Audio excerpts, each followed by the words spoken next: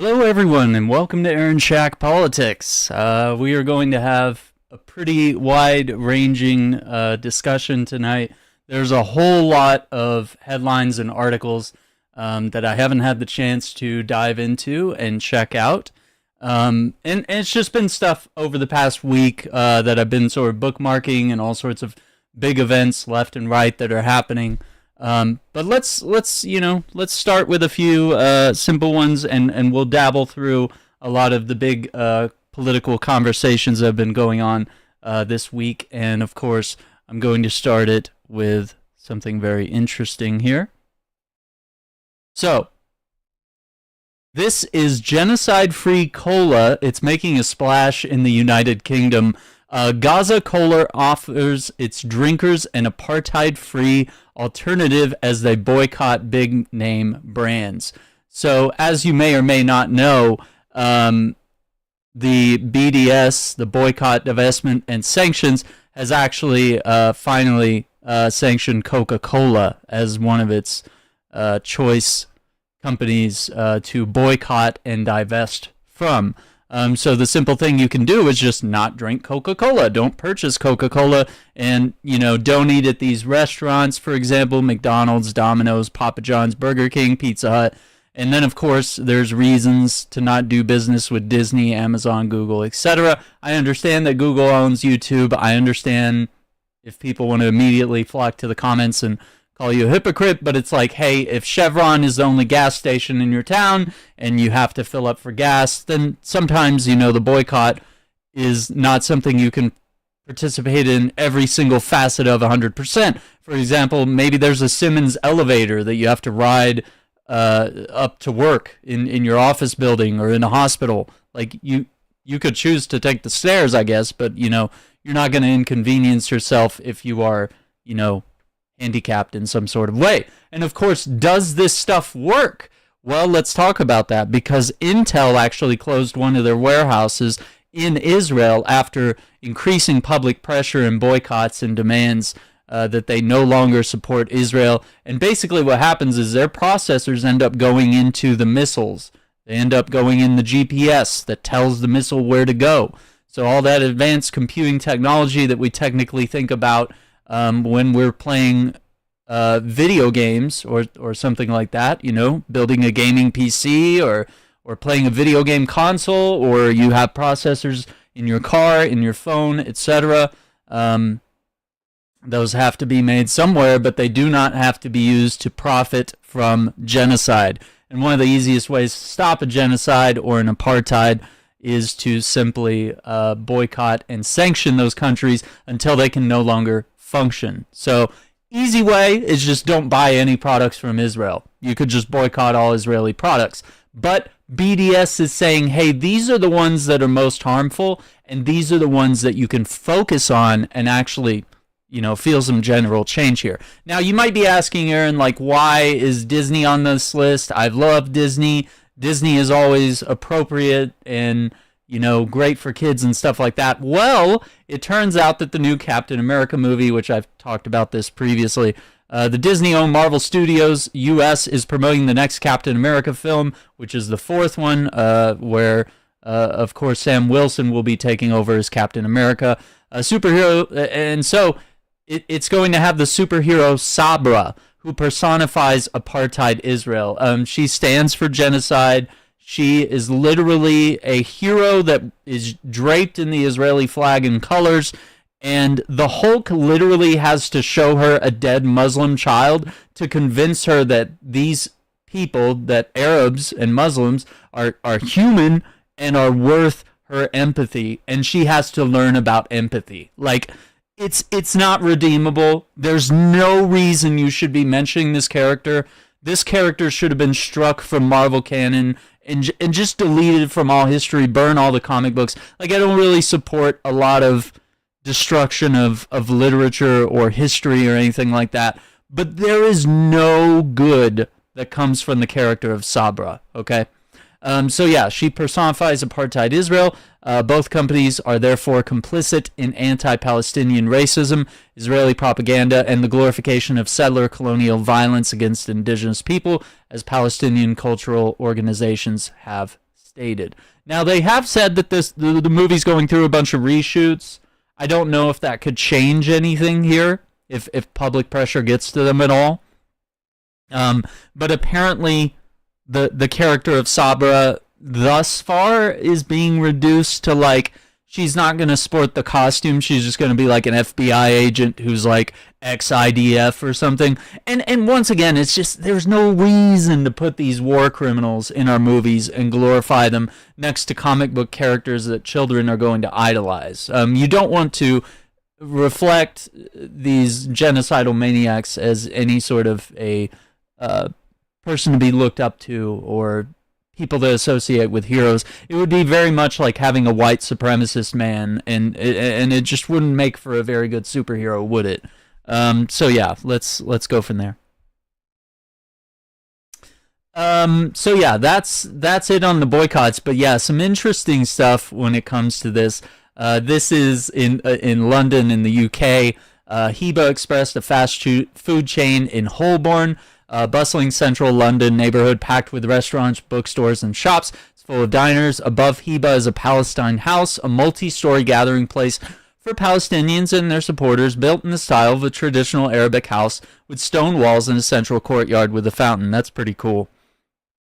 But of course, they serve up Palestinian and Lebanese dishes. Decorated in warm colors, tree branches, placards with slogans such as "From the River to the Sea," which is not anti-Semitic. It's about freedom for the Palestinian people. It's not about exterminating anyone else, okay?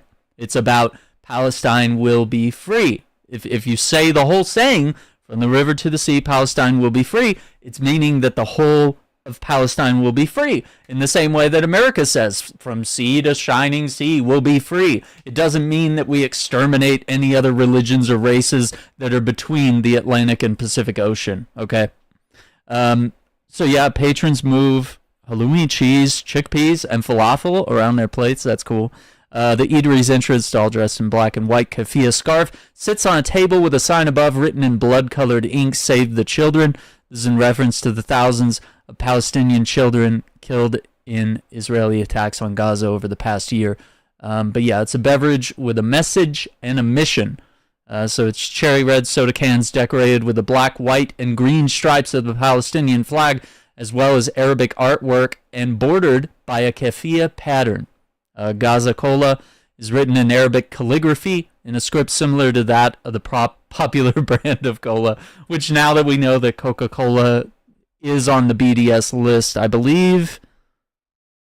I had it pulled up here, but I was looking at various campaigns that they have against, FIFA for soccer players being killed, Ben & Jerry's suing their parent company, Unilever, for silencing the ice cream makers' support for Palestinian rights. So yeah, Ben & Jerry, pro-Palestine. Who knew it? And they're Jews. So, I mean, it's not, nothing's ever a monolith, okay? You can't just, strike all of one group as being, oh, well, all Jews must be for genocide. Well, no, that's not true. There's a lot of Jews that are out here protesting in the streets and are very anti-genocide and very pro-Palestine, okay?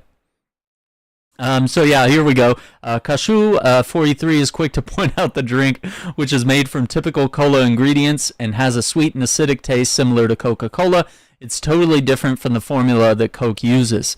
He will not say how or where the recipe originated, but he will affirm that he created Gaza Cola in November of 2023. And then he says, Nikki Brett, 53, who lives in Hackney, East London, discovered Gaza Cola while attending a cultural event at Palestine House. It's not as fizzy as Coke, which, could be good or bad based on your perspective. It's smoother, easier on the palate, she says. And it tastes even better because you're supporting Palestine. I kind of love that. I think that's really funny. Really cool. So yeah, to find a guilt-free, genocide-free kind of taste, the real taste of freedom. That's awesome. So yeah, that is, of course, where we are. So they paved the way for the boycott, divestment, and sanctions movement 4 years later, explains Kashu. BDS boycotts companies and products they say play a direct part in Israel's oppression of Palestinians. So, for example, they were serving McDonald's burgers to IDF troops and Coca-Cola as well. So that's basically like them sponsoring them. That's basically them saying, oh, hey, have a free meal, have a free drink on us. We love what you're doing. Keep it up, which is insane. Okay. So let's move from there.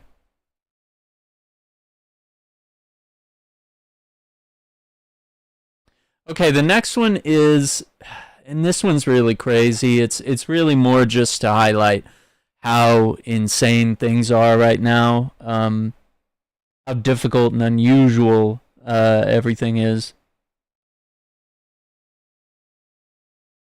And it's that there is a Jews-only building authorized in Jaffa. Okay, so if we pull this up, after court rejects their request to block building of Jews-only residential building in a Jami quarter, residents promised to fight decision, threatened to go to high court. Apartments should be built for young people, not settlers, says neighborhood council chairman Kamal Agbaria. Okay, so Kamal here is planning a mass protest, of course, in defiance of this. So it's crazy that stuff like this actually happens.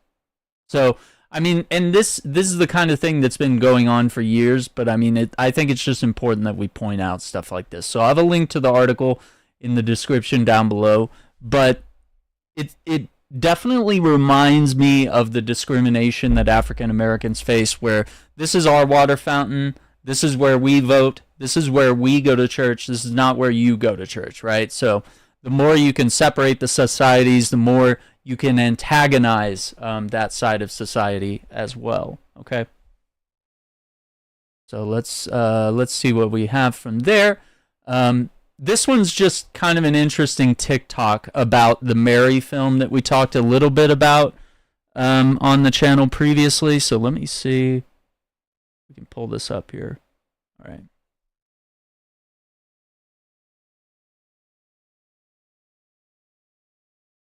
I don't know about you guys, but something about watching them literally bomb Bethlehem.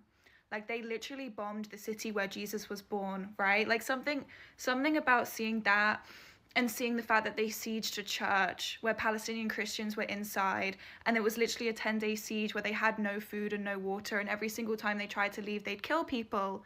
They literally killed Palestinian Christians who were seeking refuge in a church. Like, something about watching Israel destroy centuries-old buildings for the past year, decimate the Palestinian Christian population, right? Specifically bomb Bethlehem. And then logging onto Twitter and seeing that they've made a new film about Mary. And then I scroll, right? And I keep looking and I see that they've killed 117 Palestinians in the past day. In the past 24 hours alone. And then I scroll and I see that they've cast an Israeli actress for authenticity. And then I scroll and I remember that Palestinians literally remade the nativity scene on the ruins of the church that Israel fucking bombed in Bethlehem, the birthplace of Jesus. Like, I feel like I'm going crazy. I actually feel like I'm losing my mind. I don't know about... It does feel insane. You're not insane. I know it feels crazy, but yeah, they are literally bombing not just Palestinian homes and businesses and churches and schools and hospitals, but they are bombing historical Christian sites, which you think Americans would be distraught about, considering how much of our nation is Christians, how many Palestinians are Christians, which I, had some people laugh at me for saying that that's true. I am a Christian Palestinian who is also American. So, I mean, we exist. I mean, obviously there is a large population of Palestinians that are Muslim, and then there are some that are Jewish, and there are some that are Christians. But Palestinians are people. People can be anything. So, it's crazy. So, the irony is fully on display. This next one is really interesting. I take an interest whenever, if we look on social media, we see that there are, a lot of Palestinian and Arab people in general are sort of advocating for what is going on in Palestine. I think it becomes a little more profound and interesting when people of other National Geographical backgrounds, various races and religions start also participating in the discussion and also advocate for Palestinians. So this is a video titled Things People Say About Israel and Palestine and How to Respond. It's a short little 2-minute video here. Let's take a look. Palestine doesn't want peace. They've rejected every peace deal. Yeah. Do you know any of the details of the peace deals? Do you know any of the things they usually Israel don't offered in exchange for peace? Let me tell you some of them. Palestinians had to agree to give up all of the land under Israeli control, including all of the illegal settlements. They also had to give up a further 8 to 12% of the West Bank, the most fertile land there, in exchange for 1% of the desert near Gaza. So a tiny patch of desert in exchange for the most fertile land that Palestinians have thrived on for generations. Israel also Let's pause right there. Would you give up your most precious land that has been historically in your people's history and lineage, and you farmed on that land for not just generations, like beyond that, centuries? It's insane to me why people think that they would go for a deal that is so incredibly disadvantaged. They would rather die. Permanent and they control are. over their airspace, permanent access and rights to all of their water resources, 3 permanent military installations in the West Bank. And they insist that this is not an occupation. These literal words that she is saying, permission over the airspace, electricity, water, all this stuff that they already occupy and can control. They say, oh, you're catching rainwater, let's shoot you, let's kill you, let's arrest you, whatever it may be. They have control over that. That's literally an apartheid. Those are the things that you do when you are committing an apartheid, an occupation, and of course a genocide when you are killing people because of the said things that you're doing. For generations. Israel also wanted to have permanent control over their airspace, permanent access and rights to all of their water resources, 3 permanent military installations in the West Bank. That's not freedom. Supposed to be Palestine, so why would they be there? Israeli military presence at all of the Palestinian border crossings. Israel would... And you know what the border crossings reminded me of most? Especially when I went there. When I went to the West Bank, it reminded me of Hitler and the Nazis and how they would be, papers please, and they would be checking you at the border at every little checkpoint. They'd be making sure that you were either not Jewish or American or British, any of their opposition that they were fighting during the war, and they were also just rounding people up who disagreed with them or didn't look like them or was on the list of, you know, if they didn't have blonde hair and blue eyes, if they weren't the perfect Aryan person, if you even looked Jewish, you would be thrown in concentration camps. So, I mean, that's the same vibe I got. And it was very interesting watching how us as Americans, they would look at our papers and we'd say, hey, we're from Texas, America, who sends you all your weapons, you love us, right? And they're like, of course we do. Yeah. Thanks for the guns. Thanks for the jets. Thanks for the bombs. They would always be super positive. Anytime one of my cousins or anyone Palestinian would approach, they would be very oppositional. They could be violent. They would want papers. You would need a day pass if you were wanting to get into Jerusalem to do any sort of business. And they would want to know everything about why you're there. And that's not a free country. That's what they do under the Reich. Okay, that's what happens when Nazis take over half of the world, okay? Retain the right to invade Palestine whenever they chose for unspecified emergency reasons. Palestine would also be demilitarized. Israel would not allow them to have their own military to defend themselves. They would also not be permitted to enter into any international alliance without Israel. So no military, no UN, no anything. You're not allowed to do any of that. They're just barely, Palestine is just barely coming into the UN as someone who can just watch from the outside. They can talk, but they can't really vote. They don't really have the veto power or anything special. They're not on the Security Council. They're really just there to observe and just be in the room. Israel's approval. Most importantly, Israel refused time and time again to allow the right of return for millions of Palestinian refugees living around the world, which is a and that would literally be my family. Legal right they have, which the UN has been telling Israel since 1948. At the time of the Camp David peace talks, Israel's foreign minister, who was present at the peace talks, said this was not a missed opportunity for the Palestinians. If I were Palestinian, I also would have rejected the deal. Yeah. You can see why. I'm also busy listening and agreeing with Israel's claim that they don't want peace. They reject every peace deal. We've tried. But nobody ever looks at the content of the peace deal. Yeah, the peace deal sucks. No sane human with any sort of self-respect would accept. That's very true.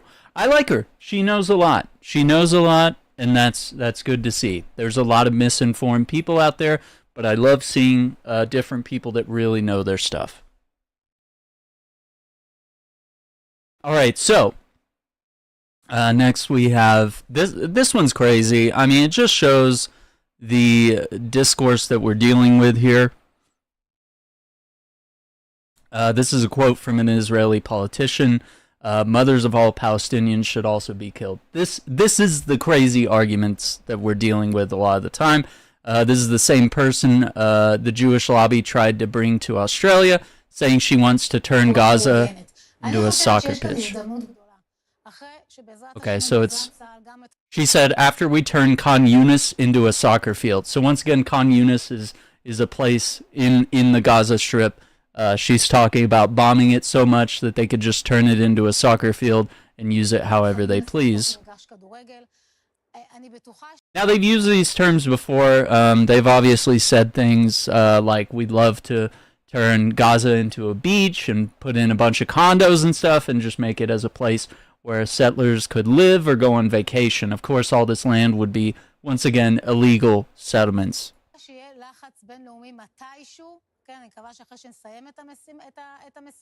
Yeah, finish the job, rehabilitate Gaza.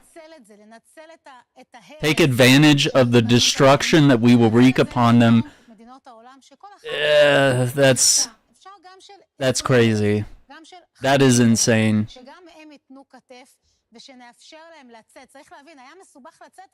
So she wants them to leave or die, but need to change their mind and let them leave. That's crazy. That is insane. 2 million people to leave, that's the solution for Gaza. That's insane. And that's the kind of folks we're dealing with. Oh boy. This is kind of old news, but I thought we'd talk about it a little bit. Special counsel Jack Smith said he is dropping the federal election subversion case against President-elect Donald Trump. The case has been in limbo since the Supreme Court granted Trump wide immunity. I mean, it just speaks to the idea that this was the case. If you really wanted to indict Trump on something and, you know, either have him in prison or have him pay a large fine or something, this would be the case that would catch him. You have him on that phone call. You have the January 6th insurrection. You have the speech where he says that we're going to march down to the Capitol. And you can read between the lines. You can understand that it was not a peaceful protest. It was not going to be a peaceful protest. And that his people took that as a mission to, you know, hang Mike Pence and subvert the vote of our duly elected president. So, I mean, you had all these things, but they were so worried. They were so sidesteppy about, you know, not wanting to come across as partial to Biden and feeling like it's a personal political prosecution of an opponent, when it's like, no, it's literally a president who has done something horribly wrong and is a vast corruption of power, and you're just choosing to do nothing about it. Now you drop the charges, and it looks like you're also dropping the charges on the classified documents, which could have been sold or lost and carefully stored in Mar-a-Lago. but were simply just locked in like bathrooms and stuff, which is also insane to me. Next from Al Jazeera, targeting humanitarians, more aid workers have been killed in 2024 than ever before. This is the most lethal year to be a humanitarian worker. Of 281 aid workers killed, most have been in Palestine. Now we can look at this map here, and it really just gives you an idea. 11 in Ukraine, 178 in Palestine, 25 in Sudan, which there's a lot going on down there, South Sudan 9, Democratic Republic of Congo 11. And of course you can see the numbers break down here, but I want to pull up the article here. It is insane. And we're going to dive into more on this, but this is just talking about aid workers. So nearly 2/3 of the aid workers killed were in Palestine. Israel killed 175 aid workers in Gaza and 3 in the occupied West Bank. So once again, let's make it make sense here, because the West Bank is not under conflict. There is no Hamas there. It is only the IDF and the settlers that are trying to steal land from Palestinians that live there. Okay? Not any sort of war happening. There's no, it's a one-sided deal here. So the fact that there's aid workers killed in the West Bank, that's a problem, because there's no, you can't hide behind, well, it's a war or something. You can't hide behind that. Now, 175 aid workers in Gaza, that's insane. And we do know that some of them are American. We do know that Americans have, of course, died in this area, and America has done nothing. Whereas if an American died in another country, we would probably attack them or go to war with them, or we would, there would be serious consequences. Even if it were an ally, even if it were an accident, there would have to be some sort of recompense for that. And what we're seeing with Israel is that Biden just basically shrugged it off. He was just like, oh, well, too bad. So it's insane to me that someone can be so heartless and have such a lack of empathy here. So, and then, of course, if we're going back, since October 7th, 2023, at least 333 humanitarian workers in Gaza have been killed in Israeli attacks. Notice how it's never been like, oh, Hamas shot them or someone else could have shot them. It's very clearly been in Israeli bombings, because they target the press, they target aid workers, they target ambulances, they target food trucks, any sort of deliveries. Even if you tell them ahead of time, like, hey, we need clearance, we're going to go here, this is where we're going to be, this is what we're going to do, they bomb them anyway, or they shoot them all. So there's no hiding. And these are nonprofit organizations, including UN agencies, International Federation of Red Cross and Red Crescent Societies, as well as international and non-governmental organizations, also known as NGOs, okay? So can't really spin that into being a good thing. Okay, so moving onward. Asalrod here has a tweet about the language of dehumanization. I think this is really worth a look here, because when people, basically, it'll show you two flags. If they are Israeli, they are children. If they're Palestinian, they're people under 18. So you'll see this tomorrow's video, I believe, that comes out. Sana Saeed is going to talk about anti-Semitism and how language is used in news reports to sort of send a certain message, right? So if you want to send a certain message that Israelis are innocent children, you call them children. If you want to send a message that Palestinians are all adults, you say people under 18. You don't say children, you don't say kids, you don't say that babies were killed. You say people under 18 were killed. And it sends a different message. The same things do not connect in someone's brain when they hear people under 18 as when they hear that children are dying and they're directly being targeted by Israeli snipers, right? So civilians, and then of course they call all Palestinians collateral damage. They say, oh, it's unavoidable. We bombed that hospital, we bombed the school, we bombed the church, we bombed the refugee camp. It's collateral damage is what they'll say. Now, if they're Israeli, they'll say women and children. But if they're Palestinians, they will say, oh, well, Hamas was using them as human shields. And then, of course, Israelis are hostages, Palestinians are prisoners. Israelis are killed, but Palestinians die. No one knows how. They never say in their articles or news reports that how they died. It was like, oh, was it an Israeli strike? No, it was just a strike. Could have been anyone. So it's crazy. And then, of course, there's Israelis have been attacked. There's attacks. Whenever Palestinians are attacked, it's explosions. It's vague. It could have been anyone. Could have been either side. And Palestinians are not worthy of any sort of actual dedication to the truth. And that's what's so important about this tweet.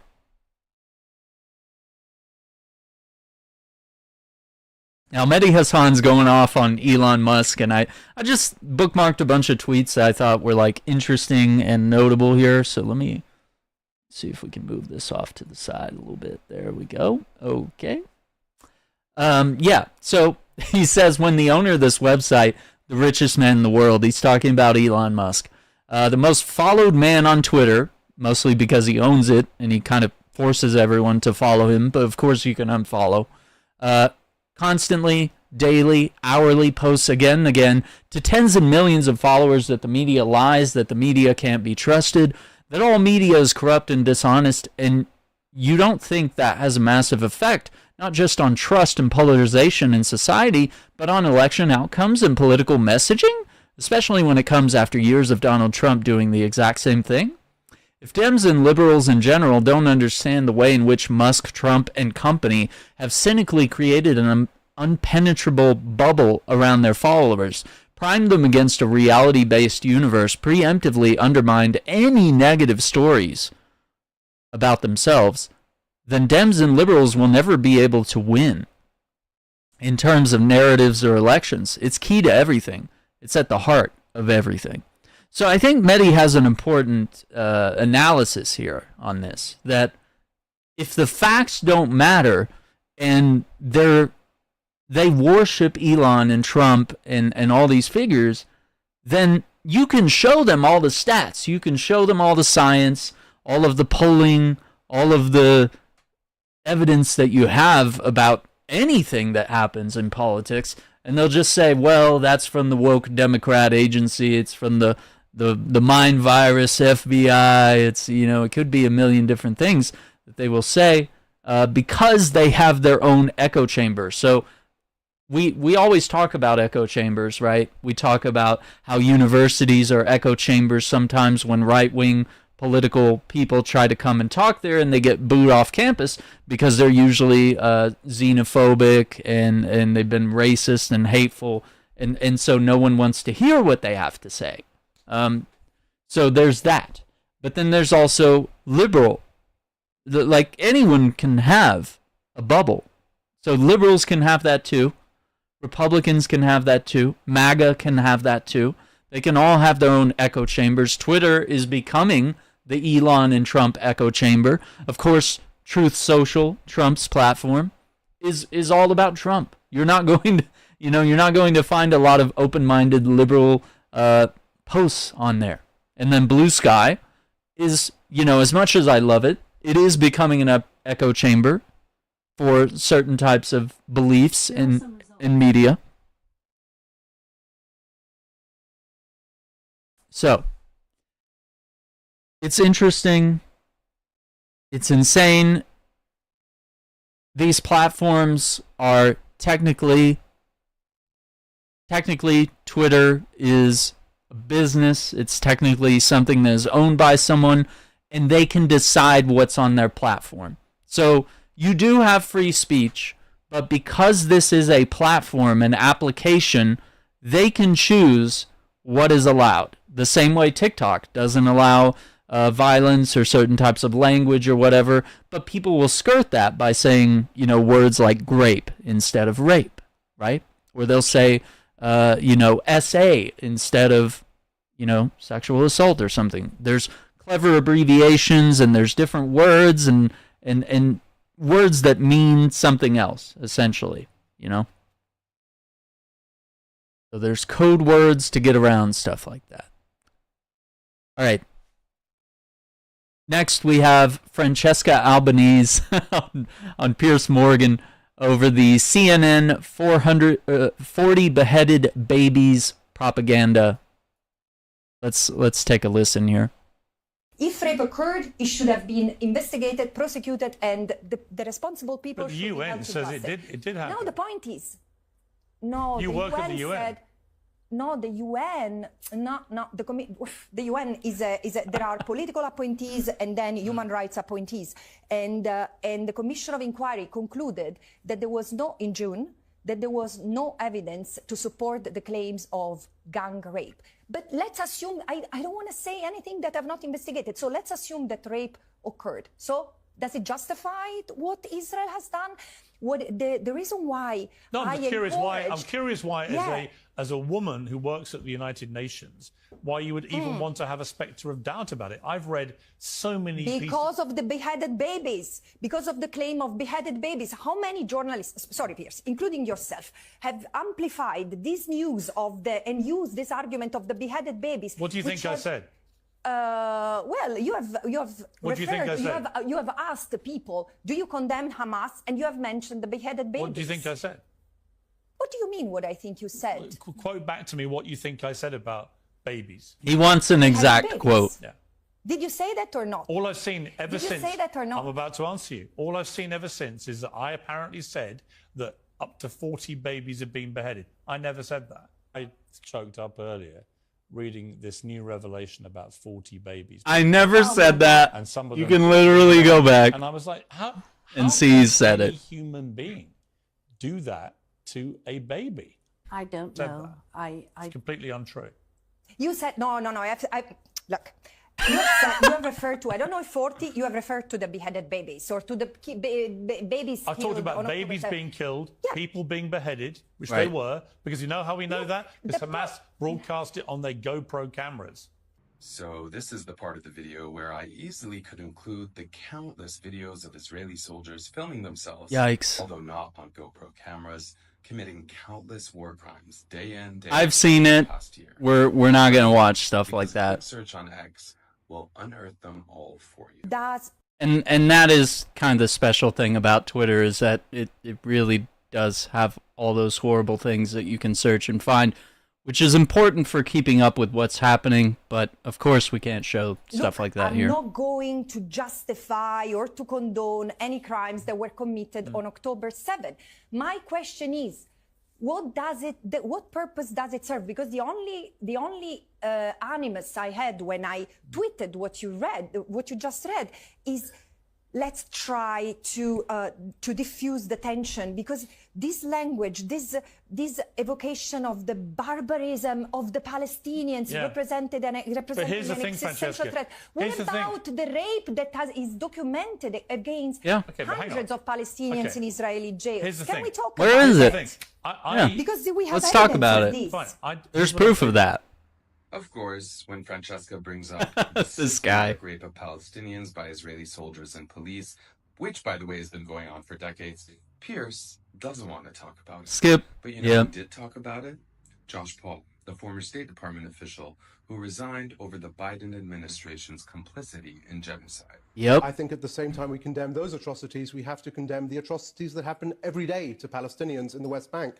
You mentioned sexual violence. I was part of the human rights vetting process for arms going to Israel, and a charity called Defense of Children International Palestine drew our attention at the State Department to the sexual assault, actually the rape of a 13-year-old boy that occurred in an Israeli prison in the Mosque in Jerusalem.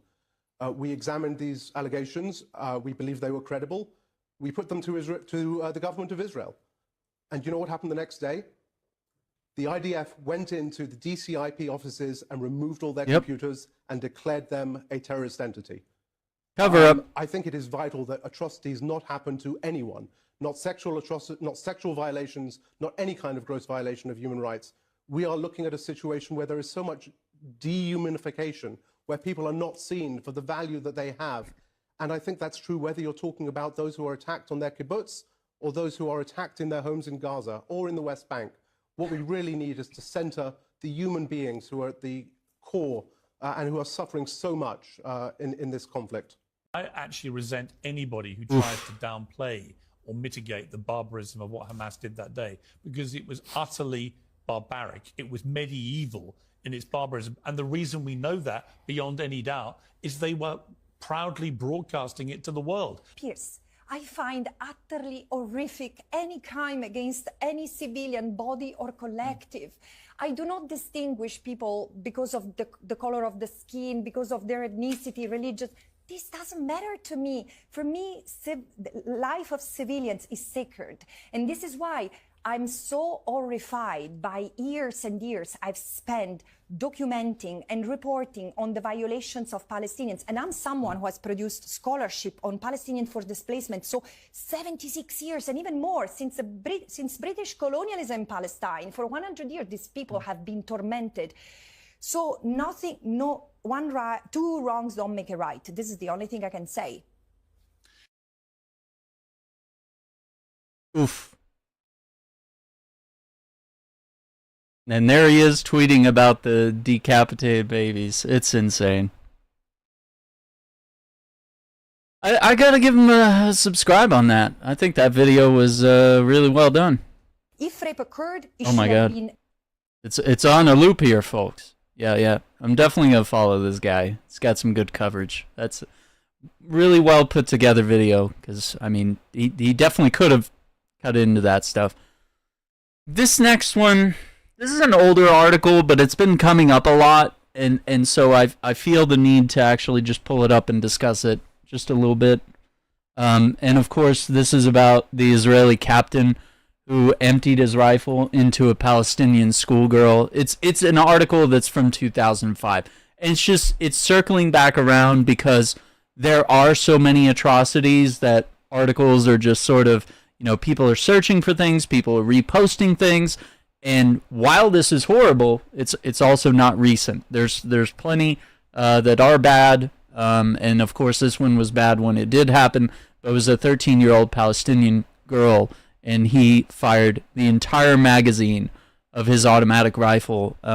She was shot 17 times, and of course that's in the Rafah refugee camp, which, as you understand, it's always in the news, right? We're always talking about Rafah. It's always being, refugees are always being told to go there or to flee there, or that Rafah is being bombed, all these various things. So it's nothing new. So people want to say that, this started October 7th or what have you. Just point to the myriad of stories that, of course, are available here. It's important. Trump's Attorney General Pam Bondi says American students who protest Israel should be, quote, taken out, unquote. And then it also specifies of the country or subject to FBI interviews. That's really crazy.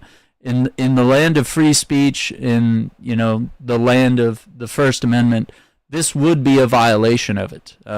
So I guess in retort, what would you do to a politician who is more loyal to a foreign country than to the one that they are sworn to serve? What about the ones that are getting $11 million from AIPAC, like Joe Biden, or millions, like, Lindsay? Let's see. Some of this stuff was leading up to the ceasefire in Lebanon. It says even with a ceasefire seemingly hours away, Israel sent out 20 bombing notices for Beirut suburbs in less than 20 minutes, and IDF jets are now absolutely pounding the city with airstrikes. Skyline is a wall of thick gray smoke. These are all civilian neighborhoods. And I think that's the most important thing to point out here. These are all civilian neighborhoods in Lebanon. 20 bombing notice sent out for Beirut suburbs in less than 20 minutes, and the jets are pounding the cities with airstrikes. So it's important to note it's not a military thing. It's literally just civilian housing that Israel bombs here. So we always have to keep in mind which war crimes are being committed and where they're being committed. Usually it's all in Gaza, but now they're expanding to Lebanon, of course. And then now there's actually a ceasefire, which they have violated, which we're going to look into more. So, this is interesting. Protests in Japan are very uncommon. However, for Palestine, they chant "Boycott Israel" in Tokyo.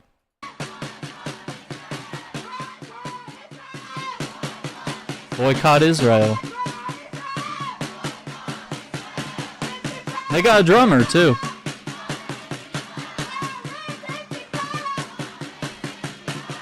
And notice, it's not Palestinians, it's not Arab people, it's not white people over there. It's very Japanese looking folks there.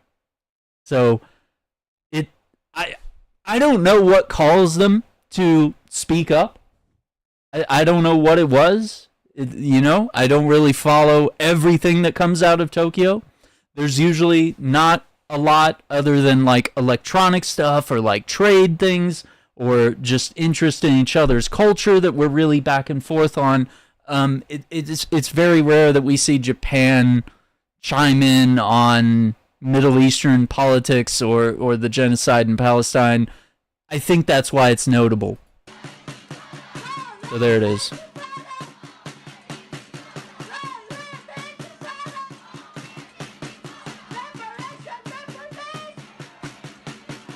That's pretty crazy. Boycott Israel. And that's coming from Japan. Awesome. Let's see what else we got here. Of course, there is Mexican President Claudia Sheinbaum has penned a letter to Donald Trump. It's brilliant, firm, and unflinching. A document that will set the tone for an entirely new era of U.S. and Mexican relations here. So she's writing regarding a statement Monday, November 25th, concerning migration, fentanyl trafficking, and tariffs. It's a rather long statement, so I'm just going to kind of like pick and choose, some different things to talk about here. You may not be aware that Mexico has developed a comprehensive policy to assist migrants from different parts of the world who cross our territory en route to the southern border of the United States. As a result, and according to data from your country's Customs and Borders Protection, encounters at the Mexico-United States border have decreased by 75% between December 2023 and November 2024. Moreover, half of those who arrive do so through a legally, not illegally, legally scheduled appointment under the United States CBP-1 program. For these reasons, migrant caravans no longer arrive at the border. But that's not good for the press, right? Like, it's more exciting and it's more, on fire if you say that there's migrant caravans and they're marching and, they're bringing guns and drugs and rapists and all these things to the border, when that's not true. But it sells, in the same way that sex sells, conflict sells and controversy and large amounts of migrants coming to the country, right? But what they don't realize is that our country is strong because of the diversity that we have, right? Even so, it's clear we must work together to create a new labor mobility model that is necessary for your country, as well as to address the root causes that compel families to leave their homes out of necessity. So, if even a small percentage of what the United States allocates to war were instead dedicated to building peace and fostering development, it would address the underlying causes of human mobility. Yeah, that's very true. For humanitarian reasons, Mexico has consistently expressed its willingness to help prevent the fentanyl epidemic in the United States from continuing. This is, after all, a public health and consumption problem within your society. So far this year, Mexican armed forces and prosecutors have seized tons of various types of drugs, 10,340 firearms, and have detained 15,640 individuals for violence related to drug trafficking. Furthermore, Mexican Congress is in the process of approving a constitutional reform to classify the production, distribution, and commercialization of fentanyl and other synthetic drugs as a serious crime without bail. It's publicly known that the chemical precursors used to produce this and other synthetic drugs are illegally entering Canada, the United States, and Mexico from Asian countries. This underscores the urgent need for international collaboration. You must also be aware of the illegal trafficking of firearms into my country from the United States. So it's interesting. Where are all the guns coming from? They're coming from the United States. Guns are legally purchased in the U.S., taken to Mexico to do crimes, do the drug dealing, and then come back across the border, right? What's up, Turbo Dad? How you doing, man? Yeah, we've been going for just a little bit here, just hitting some of the headlines of the past week or so. And, of course, this will be set up as a VOD if you want to come back and look at different things. But right now we're checking out President Claudia Sheinbaum, the Mexican president. We're looking at her letter to Donald Trump and just kind of checking some of the details of what's being seen here. 70% of the illegal weapons seized from criminals in Mexico came from your country. We do not produce these weapons, nor do we consume synthetic drugs. Tragically, it is in our country that lives are lost to the violence resulting from meeting the drug demand in yours. That's crazy. But once again, she's preaching a message of unity. She's like, this is something that we can both work on as a team. Obviously, you just want to blame us and say that the problem is Mexico and we just need to build a high enough wall that the drugs can't get over. And that's just entirely false. Walls don't really stop anything. Walls can be climbed. They can be scaled. There's ladders. Or if it's just a wall that's a bunch of slats, you can reach around and then just monkey climb up it. No problem. You can throw a rope ladder. You can use a ladder.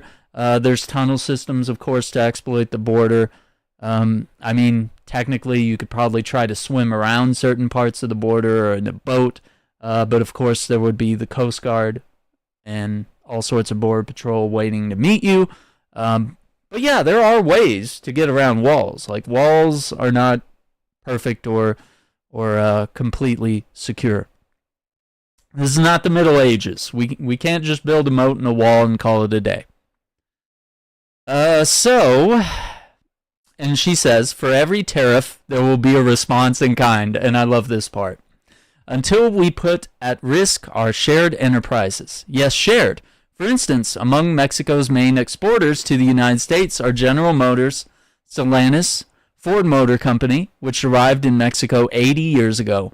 Why impose a tariff that would jeopardize them? Such a measure would be unacceptable and would lead to inflation and job losses in both the United States and Mexico. Now let's just keep in mind that these tariffs hurt the consumer more, okay? So if you put a tariff on vehicles coming from Mexico, that is a tariff that the seller, like your car dealership or maybe Ford Motors, right? They say, hey, here's the cars, make these cars, ship them to us.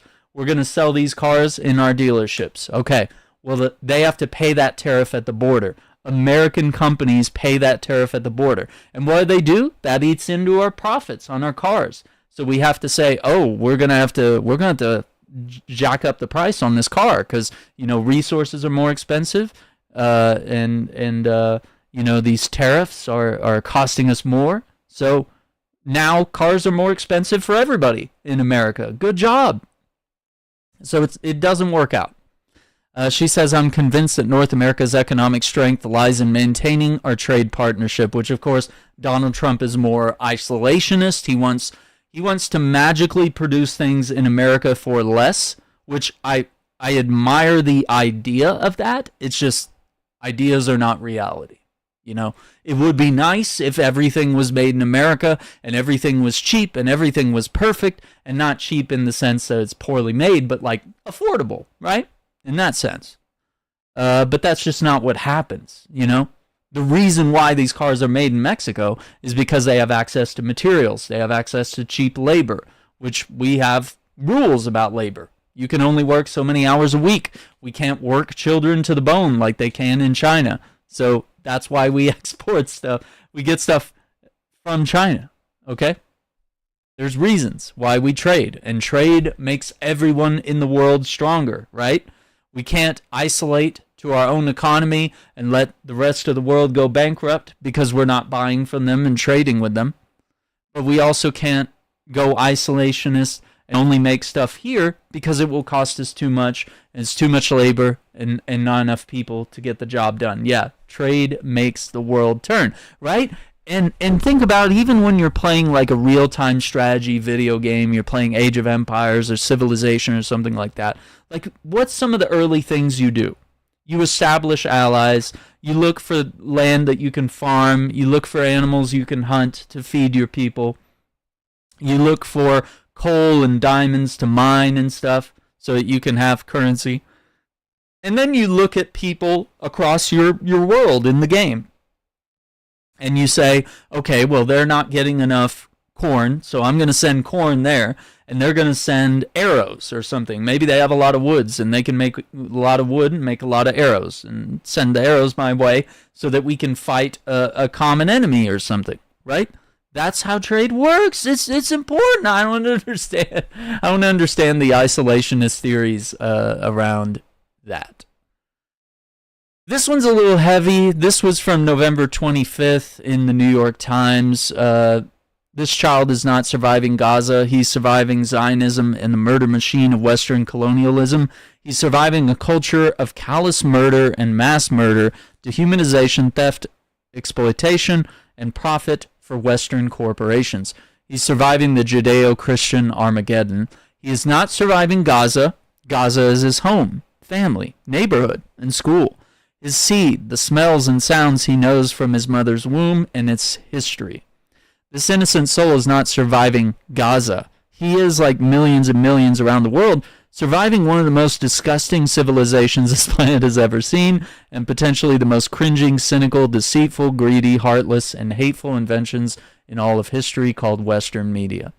So yeah, I scrolled down. That's the thing right here, is that love and hate in hometown leans love. City thaws for Trump. Okay, that's a different article. Oof. But yeah, surviving Gaza.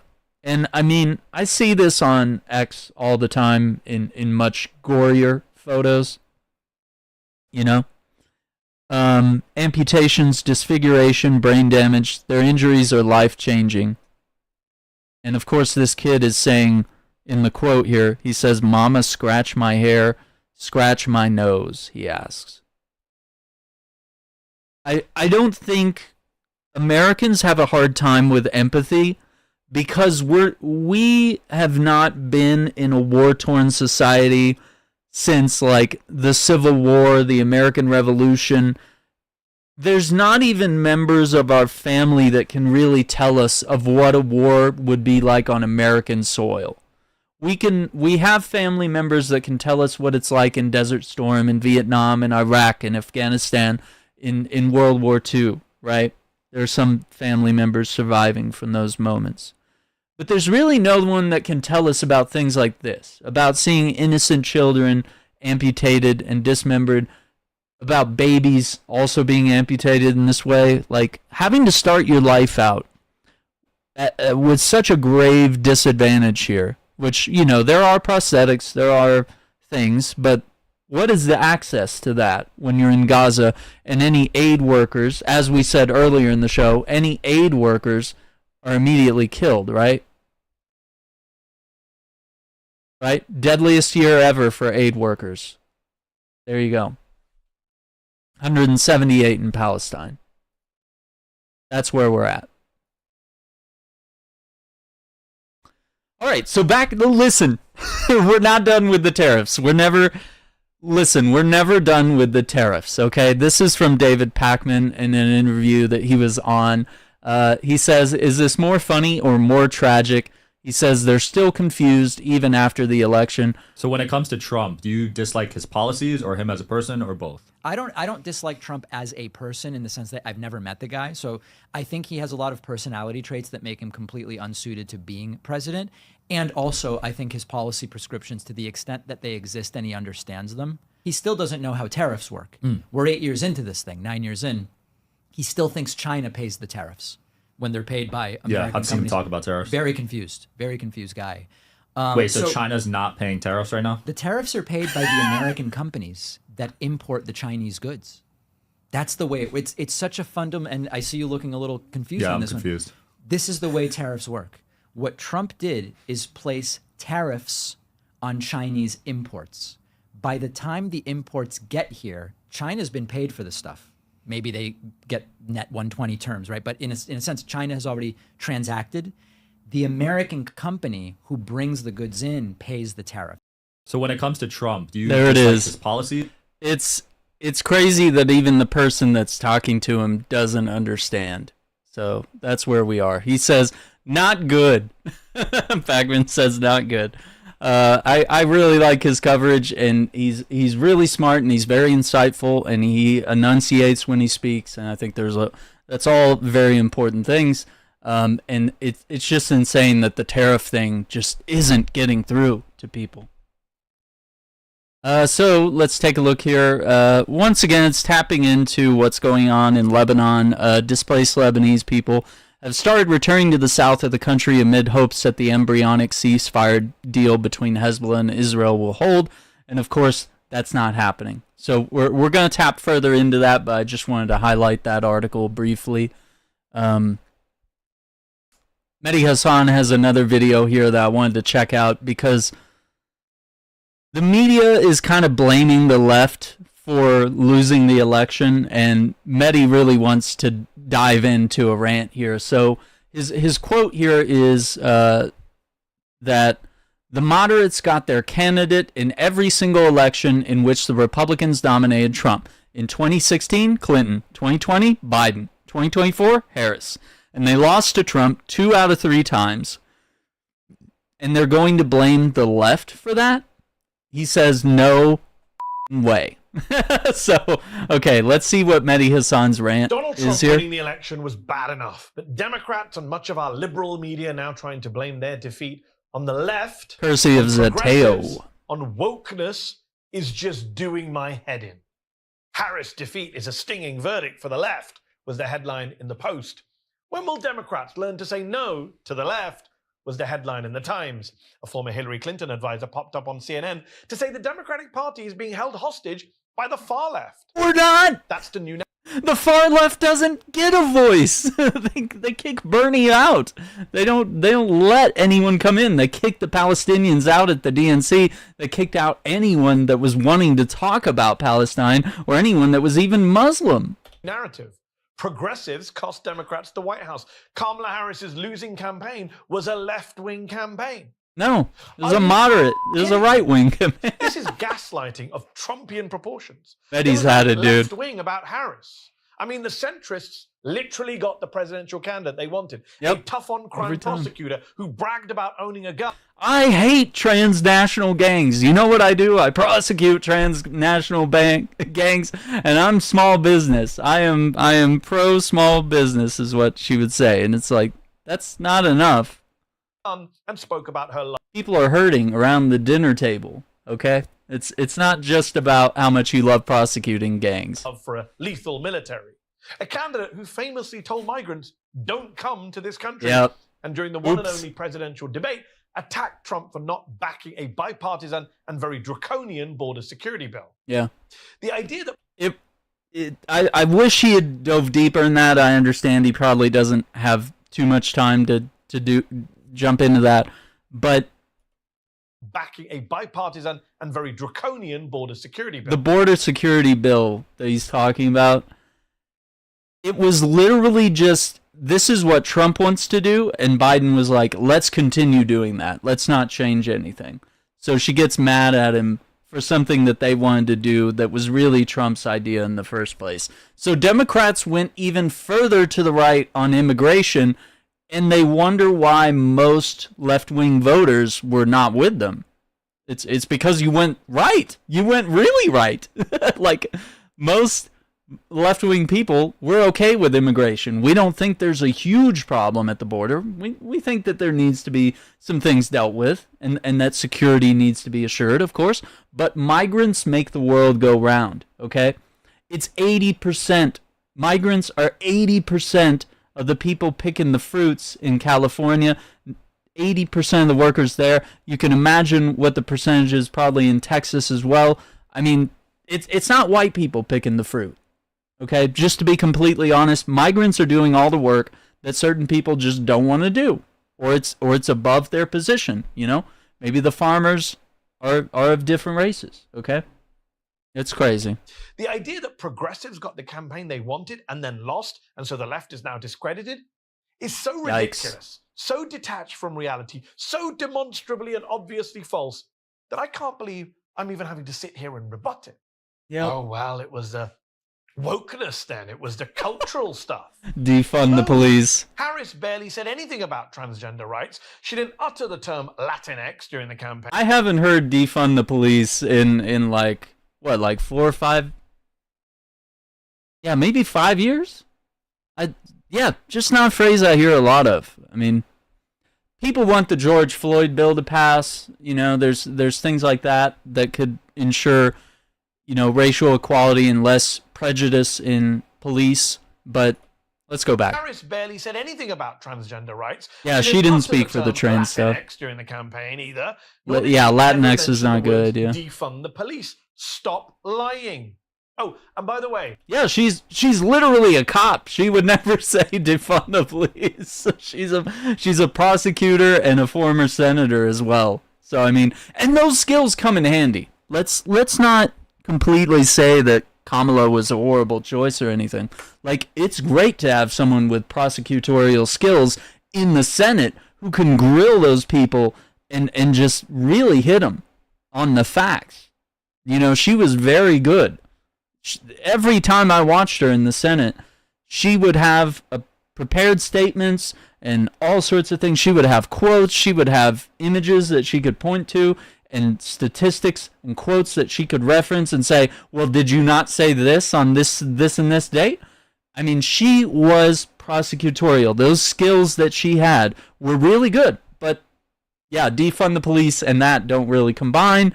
And I mean, I think she could have made a great president with those skills, but I think it's the rest of the campaign and probably other points that he's going to bring up that really just makes her a bad candidate. The year when people were talking about defunding the police was 2020, not 2024. And Democrats won in 2020. Yeah. Just saying. You can win on that policy, surprisingly. Harris did not run a left-wing campaign. She didn't. She didn't run on Medicare for All. She didn't run on student... Fuck. Okay, so that's when Bernie Sanders, dude. Bernie Sanders critiqued everybody for not running on a Medicare for All thing, not speaking to the troubles that we're feeling. We can barely afford healthcare. We can barely afford rent. Most millennials and Gen Z will not be able to afford homes. We're making 50% less than our parents did. Okay? And guess what? The baby boomers are not retiring, so there's not enough jobs for us to take.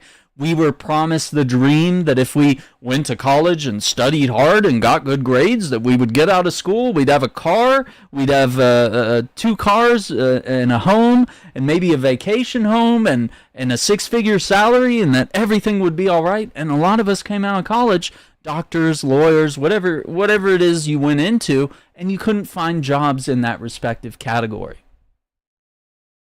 And so what do? You go back to school and you rile up more debt. And so you can't even get started on your home and paying down your college debt because college is insanely expensive and way overpriced compared to what our parents paid, where they could literally just work over the summer and pay their college tuition. I mean, I would have to work a whole year to probably make sure that I paid 1 semester. It would be a rough going. She didn't run on Medicare for All. No Medicare for All. She didn't run, like, all the issues that matter to people. Student loan forgiveness. It's an easy one. You're literally just giving people money and forgiving these loans that were absurd and highly priced to begin with. And you need people with those skills. You need people with those skills in your workforce. But you're just making them pay with their entire lives and their entire family, their generational income that they've had into this. So I mean, it's just insane to me. Debt relief. She didn't run on the Green New Deal because they deemed that's too if you want to sort of appeal to the widest demographic, you want to make sure that you are a moderate Democrat, that you're in the center so you can appeal to Republicans and you can appeal to the left wing, but not the far left wing and not the people that care about if there's a world left in 100 years for them to inherit. You know, we're not doing a good job here leaving the oil and the coal industry running and destroying our planet to where we're going to have to like go and buy little oxygen tanks over at the corner store from, you know, Amazon or Walmart or somebody, whoever's going to end up owning all the oxygen in the world, you know, when the whole world is just completely unlivable and we're forced to go live on Mars and stuff like that. I know I'm getting into like science fiction stuff here, but I mean, it's really not, there are points in time where we're missing deadlines on like, it's too late to do this, it's too late to do that.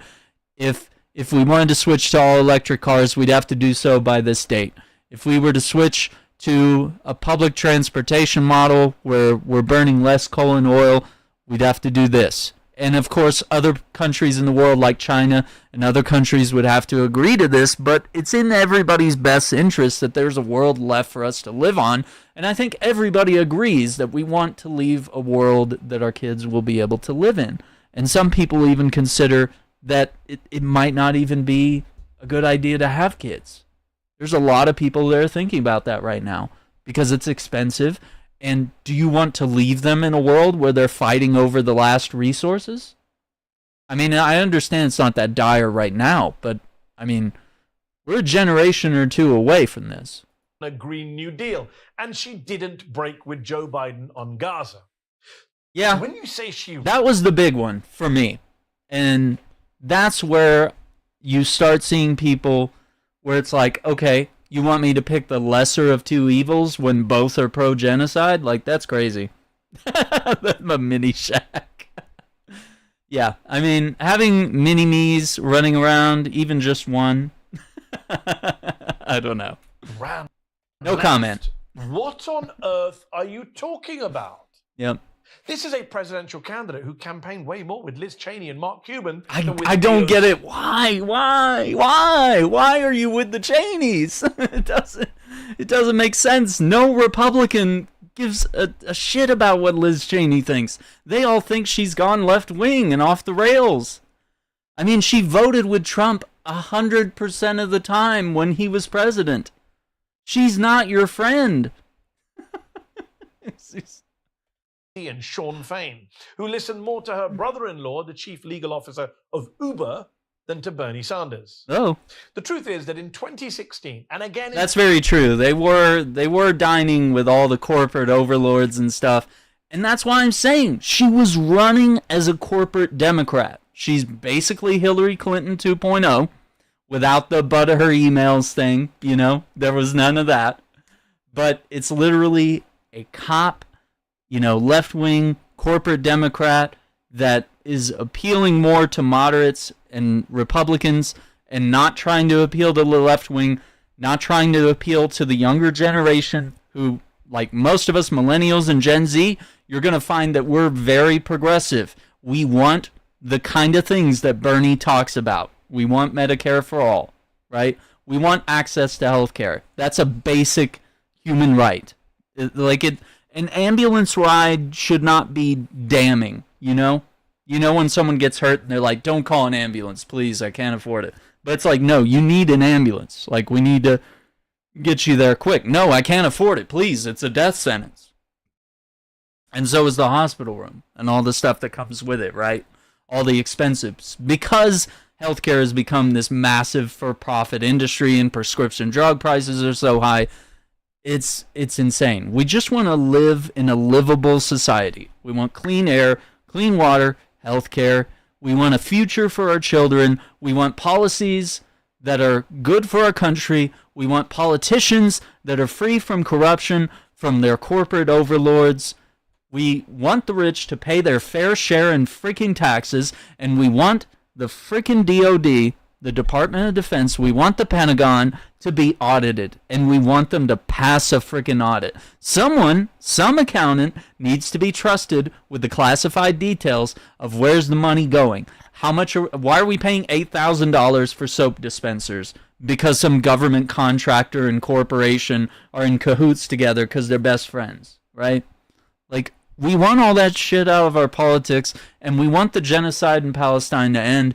We generally want some sort of world peace happening. You know, we want things under control. We want a rational leader who we don't have to worry about every single day. And we want to stop doom scrolling on social media. So some of those are easier than others. But let's hear what Mehdi has to say. In 2020, the Democratic establishment united to block Bernie Sanders, an actual leftist, from becoming their nominee. Yep. And in 2024, due to Joe Biden's stubbornness, they didn't even have a contest, just a coronation. So look, Yeah. the centrists Didn't vote the for Kamala, did we? moderates, got their candidate in every No primary. single election in which the Republicans nominated Donald Trump. 2016, Hillary Clinton. 2020, Joe Biden. 2024, Kamala Harris. And they lost to Trump 2 out of 3 times. And now they're going to blame the left for that? Biden worked because he appealed to the left. He appealed to the genuine working man, the blue-collar workers. He appealed to African Americans. He appealed to everyone, right? He went out there and he talked to people and he got those tough votes. He didn't say, I prosecuted transnational gangs. I'm small business. I love corporations. Don't we all love the Cheneys? Aren't they the greatest family? I just love Liz Cheney. Okay, like, it's insane. So, I mean, they're 2 completely different candidates, and that's why you're seeing Kamala wasn't pulling up the numbers that Biden was. She lost the people that he converted from Trump's first presidency, okay? So he was able to promise them something better than what Trump was offering, and he was able to talk them into his point of view and his type of politics. People wanted what he promised, you know, some unity, some stability. Someone in the White House said you didn't have to worry about every day if he was going to push the nuclear button on accident and accidentally nuke China or Russia or something, okay? So, I mean, he promised a return to normalcy and a return to the days when you had 2 political parties. They have different opinions, but we want the same things. And we work together so that we can reach the same things. We compromise. Well, we don't do that anymore. And Biden promised that. And I know it's a big promise. It's hard to deliver. But that promise was not delivered. I don't even know. I'd have to make a whole video about how do we even reach that moment.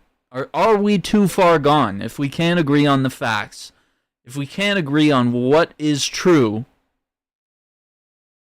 and if no one wants to compromise because they know that if they just get enough money, we could just have a house full of just Republicans or a house full of just Democrats. And you wouldn't have to negotiate with anyone as long as you have the majority. And so it's all just going to be this majority gets it for this 8 years, this majority gets it for this 8 years, and you just deal with their shit for 8 years, and you never work together, you never actually get anything done. It's just battle after battle, and everything's very one-sided. It's good for no parties. There's more incentive to work together. Once again, it's like the immigration thing and everything else. We're better when we work together as a country. No way.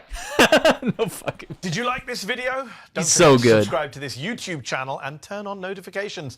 For exclusive content and to support our independent, unfiltered journalism, head over to Zeteo.com. Zeteo. Your support matters. It's great.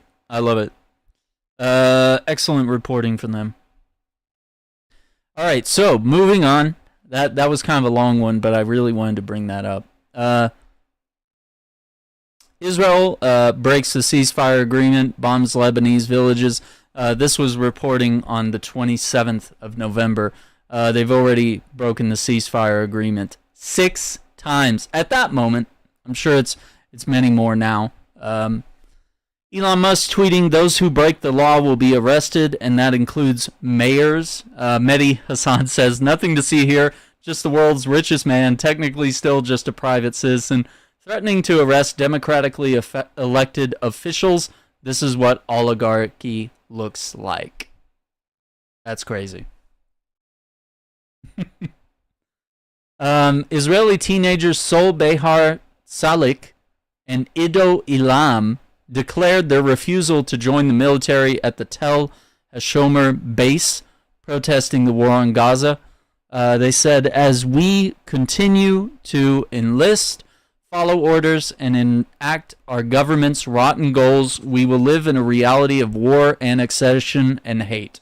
So, I mean, why are they saying this? It's because Israel, they essentially, you have to mandatorily enlist in the IDF. So when they call you and you're a teenager or whatever, it's your time to serve. And if you don't serve, you go to prison. So that's basically what these two teenagers are looking at, is that they will serve some prison time in exchange for not joining the IDF and potentially going and committing some war crimes. So once again, not everything's a monolith, okay? It's not all Palestinians are Hamas, and not all Jews are crazy Zionist IDF guys that just want to go and kill civilians, right? There are some Jews that are against the genocide in Palestine and that are against the war and against the evil that is happening, okay? So, next. Israel has wiped out over 1,400 families in Gaza since October 2023, amounting to over 5,400 people disappearing from Gaza's civil registry. Every day on average, Israel kills 115 Palestinians in Gaza, including 46 children. At least 44,249 Palestinians have been killed during Israel's assault on Gaza, but the death toll is likely far greater due to countless people missing under the rubble. So it's saying here that there's 3,463 families have been left with only one survivor. So in a lot of the cases that I've been reading online, it's been that, you know, a kid has had his parents killed, his grandparents killed, his aunts and uncles and brothers and sisters, and now it's just him, and he's like 4, you know. And there'll be other cases where it's literally just a father who has lost his wife and his kids and his grandparents and, you know, his mom and dad, who would be the grandparents of the kids and stuff like that. It is, and that's all it takes is just an ounce of empathy, just an ounce of, like, if it were me, how would I feel? Or what if that was my family over there being massacred? Like, that's insane to me, that people can't find it in their hearts to summon even just a kind thought or even just a passing sense of decency. Or, yeah, the numbers are crazy, and it just doesn't get better. And of course, it's counting here that some of them are children. 47 families have been erased from the civil registry. So what that means is, think of it like your family tree wiped out. Any chance of a future generation of your last name is gone. Because not only did they kill your parents, your kids, your grandkids, your grandparents, they killed your brother, your sister. There's no one left to procreate, to push your family line into the future. That's kind of unimaginable for Americans. Americans really can't wrap their heads around something like that because it just doesn't happen around here. You know, barring cancer or disease, or you know, maybe your dad going off to fight in war and he dies and he doesn't come back, and then that's, you know, that's the end of his family line if he didn't have kids, right? Like things like that. We can relate in very small ways, but we are not a war-torn country. We're not an occupied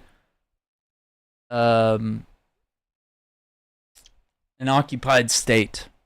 So it's hard for people to summon that level of empathy. I don't give anyone a pass for that, though, just to say. But so yeah, moving on. France on the ICC arrest warrant for Putin. No one should escape justice. France believes Israel's Netanyahu has immunity. from the ICC arrest warrant. That's very interesting. So many countries have flip-flopped, whether it was France, Hungary, Germany. I feel like there's more than I can mention, but I think I'm gonna have to start like going through the overall list and put like check marks next to the ones that actually stand for the ICC and the other ones that dispute it now. Now this one's really interesting. If you know Hassan Piker, he is a Twitch streamer. He rightly pushes back on the idea that Democrats simply need their own Joe Rogan, which actually Joe Rogan, if you ever listen to Joe Rogan, he was actually left-wing. He was pro-Bernie. So it's like you had him, but then you lost him by not, fulfilling any of those good policies that Bernie had. So he tells CNN it's 100% a policy thing, instead calling for real left-wing economic populist messaging instead of purposefully avoiding that stuff because they're terrified of upsetting their corporate donors. He says, I think Trump speaks to the anger that people have, whereas the other side does not speak to that anger at all. So once again, we had videos about Bernie that dropped, I believe it was yesterday, on the channel. And Bernie was speaking about the anger that people have, right? People get angry when we work hard and we can't pay our bills and we just can't make ends meet, right? And the struggles around the dinner table are real, right? Trump is an animus for that anger, but Kamala Harris was not. She was too busy parading with the Cheneys to make it even seem like she cared about what your problems are, right? So let's take a look at this clip because I've actually really enjoyed a lot of these clips of Hassan Piker being on CNN, and I believe it's Donay O'Sullivan who is interviewing him. What is it that the Democrat Party has to do differently? Well, I think that they need to change their policies. It's a policy thing. Yes, it's 100% a policy thing. Because Which is the boring answer. Although it would be very self-serving for me to say, I'm the left's Joe Rogan, the Democratic Party should give me millions of dollars. That's not going to solve this problem. What will solve this problem is if the Democratic Party actually adopts real left-wing economic populist messaging instead of purposefully avoiding that stuff because they're terrified of upsetting their corporate donors. I think Trump speaks to mail insecurities better, and I think Trump speaks to the anger that people have, whereas the other side of the political spectrum does not speak to that anger at all. There's been what is this? There it is. It's a really good conversation. I would invite you to probably look up that entire interview. We might pull it up sometime. Once again, from journalist Hossam Shabat. Let me double check this clip. Okay, there's no like. He's just sort of showing what it's like to be in the rubble here. So he's speaking Arabic here. But he's speaking about people that are lost under the rubble here and how they're living. He's speaking about how every day he's filming new massacres. Every day the world continues to be complicit in the genocide. Obviously, these are American bombs that are dropping on these homes in Gaza, on homes, on schools, hospitals, churches at this point. Yeah. He's a really good journalist, born in Gaza, and I believe he's like 27 years old or something. Let me double check that. I don't know if it says in his bio, but I believe he's in his 20s. So he's a very young man who's stepped up to the challenge there. This is interesting. This is November 27th from the Jerusalem Post. The first woman has been accepted into the IDF's most elite commando unit, making history. This meme comes up to play once again. It says, they say the next ones will be sent by a woman. Really makes you feel like you're part of history. And I think this meme was also getting a lot of circulation when Kamala Harris was, running for president. A lot of people were spreading this meme around as well, that like, hey, the new American bombs will be from a female president. So it really does connect you to historical stuff there. There's a not so family friendly photo going around of an IDF soldier being inappropriate towards the rubble. Just disgusting. They're just bombing everything and everything. Yeah. A lot of this stuff, you know, and you'll see it on X, you'll see some of it on Instagram, because a lot of these IDF soldiers post their videos, their war crimes, to Instagram. But yeah, a lot of times they'll be like, let's bomb that building. And they're like, why? Well, just 'cause, you know, it's there. So it's not that they're like carefully considering military targets, or that, like in a video game, we would look at a target and we would say, okay, there's enemies that are firing upon us in this building. Let's laser designate that building and have our boys come bomb it. Okay, that's literally war. And you would also want to make sure that there's minimal collateral damage. You'd want to make sure that it's not like a shopping mall full of civilians that just happens to have 4 or 5, you know, opposing enemy soldiers there. You know, at that point, the protocol, the rules of war change. So that would be what normal American soldiers would probably consider on the battlefield.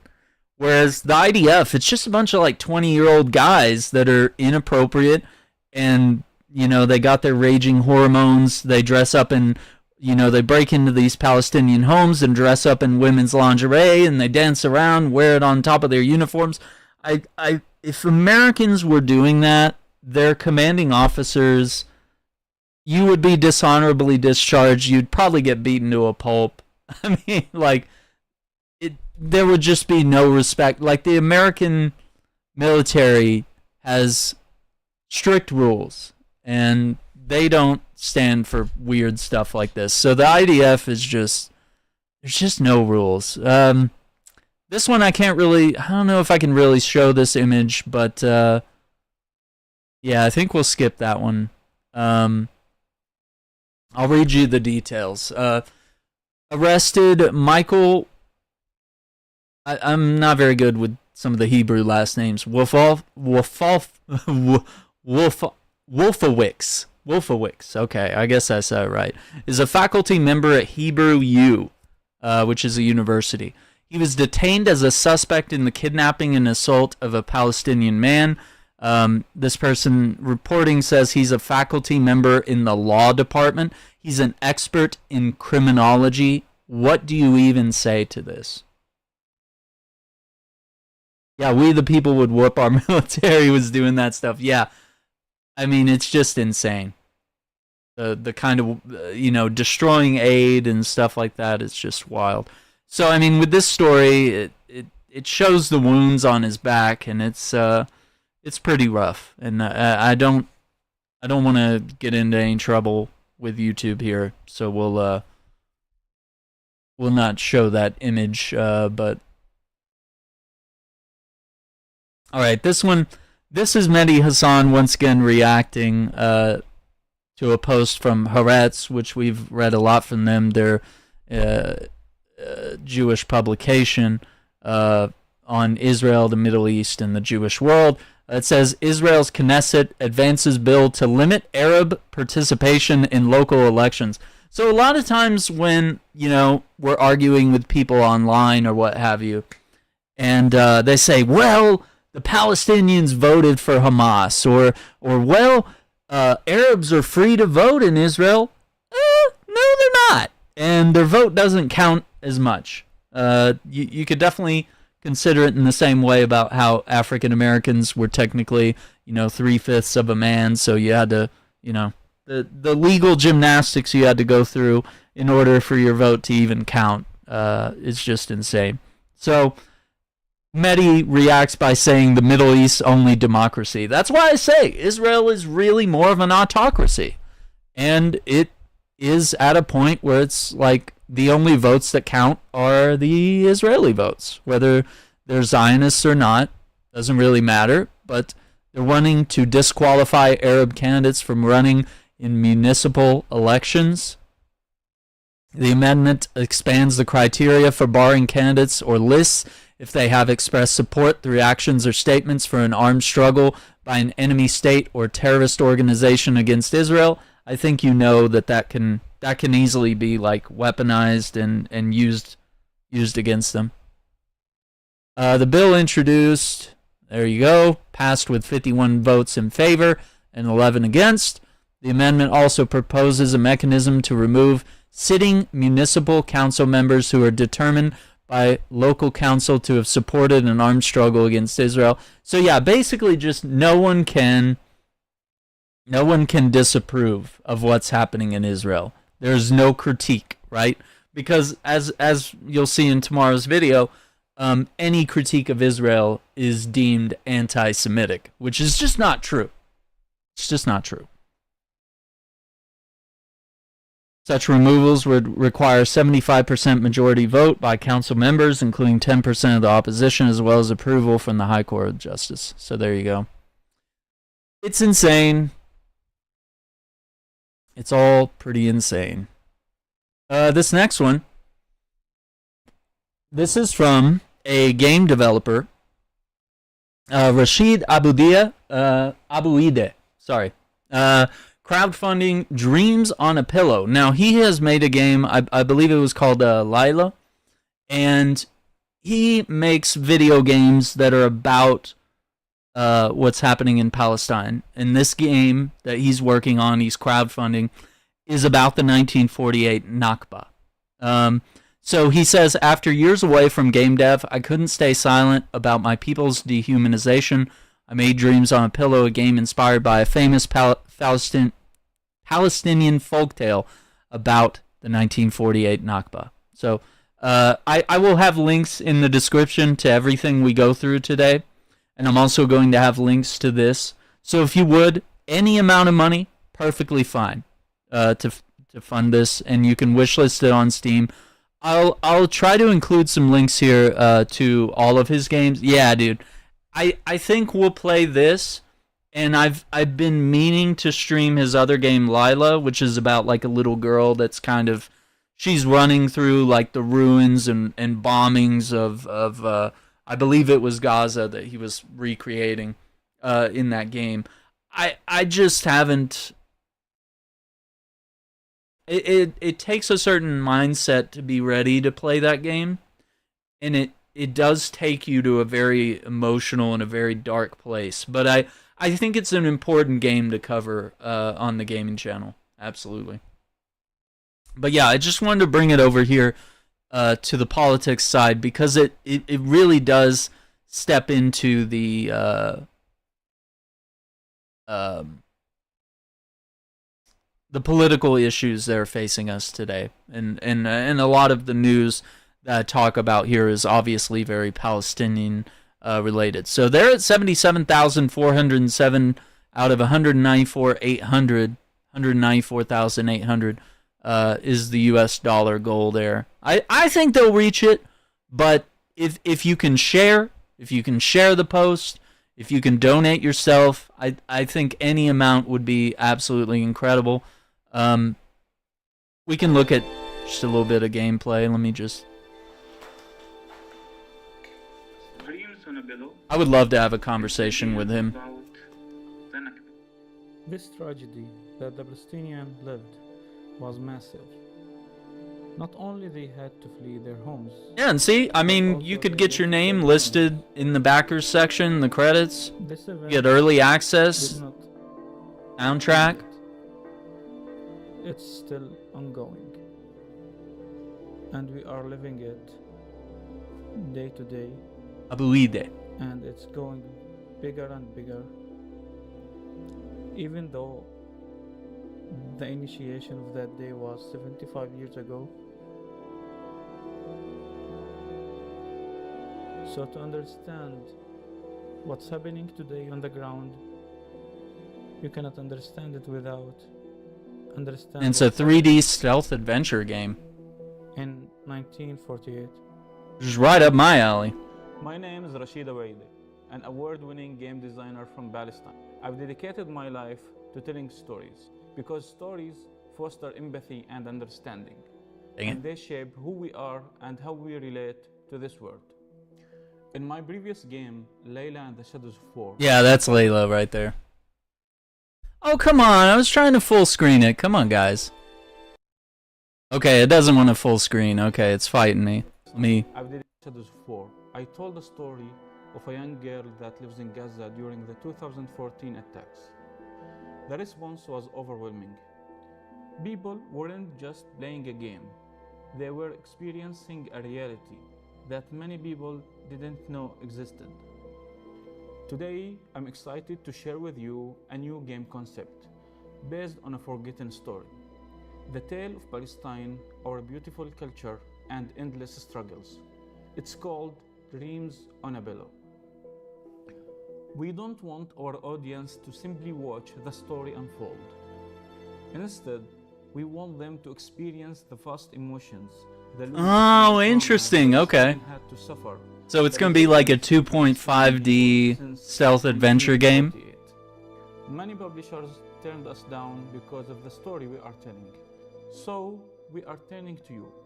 Yeah, I mean, that's true. The games industry is also very Zionist, you might say. They don't want to fund stuff like this. The beauty of Palestine and the ongoing struggle of its people. Thank you. Yeah, the other game is Layla and the Shadows of War, so I want to actually check that one out at some point too. Documentary. Oh, that would be really cool. Digital art book. Digital wallpapers. Wow. Supporters section of the credits. Wow. Yeah, it just keeps going. But yeah, you can read more about this. I will include some links in the description. But yeah, oof. That's probably going to be a heavy one as well. But he really makes sure that these games are based on like true events, and it's just, this is going to be really good. And of course, Rami Ishmael involved there as well. Project Advisory. Oof. That's going to be something. That's going to be something for us to play. I'm very excited about that. Israel military, once again, targeting residential buildings, public facilities, infrastructure across Gaza Strip, killing at least 9 members of family, refugee camp. So, I mean, once again, it's like while what's happening in Lebanon kind of has everyone distracted and they're all talking about the ceasefire, it's like meanwhile we have this over here happening as well. Once again, from Hassan Piker, I came across this short form video here, and I wanted to pull it up because the title is, I Don't Think You Care About Palestinians, and we're seeing a lot of this post-election. So let's analyze this real quick. Trump's Israel ambassador has said there's no such thing as a West Bank. It's only Mike Huckabee. Samaria. Hope you're ecstatic about your apathy this election, bud. Glad you get to stay on your high horse while throwing Palestinians under the bus. I don't think you care about Palestinians. Yeah. There was never a moment where I didn't say that Donald Trump would be worse for the Palestinians overall. But Kamala Harris also straight up lost the election specifically because Democrats lost 22,000 votes in Michigan's heavily Arab American cities. She personally ran a strategy of actively pushing. Hang on. Let's go back. Okay, so first we start off with Mike Huckabee. Let me see what Hassan has to say here. Trump's Israel ambassador has said there's no such thing as a West Bank. It's only Judea and Samaria. Hope you're ecstatic about your app. I don't know why people talk about it using like historical Bible terms. Like there's names for the land now. We don't have to refer to things in this weird way. But this person's obviously saying like your indecision, your unwillingness to stand behind Kamala has won us this presidency with Trump, where you're going to end up with genocide either one way or the other. Apathy this election, bud. Glad you get to stay on your high horse while throwing Palestinians under the bus. I don't think you care about Palestinians. There was never a moment where I didn't say that Donald Trump would be worse for the Palestinians overall. But Indeed. Kamala Harris also... And Kamala blew it right here, right? 22,000 votes in Michigan's heavily Arab American cities. They didn't address the uncommitted vote. They kicked Palestinians out of the DNC. They didn't want any Muslims to speak. I think they also kicked Hassan Piker out, who is Turkish, but he has been an incredible advocate for the Palestinian cause. It's just insane, all of the things that they intentionally did that lost them this race. So straight up lost the election specifically because she personally ran a strategy of actively pushing anyone who cared about Gaza away from the party. Donald Trump's Israel ambassador said there's no such thing as the West Bank. Meanwhile, That's Biden crazy. had said that there is a red line that will be enforced where Israel will no longer have weapons transfer.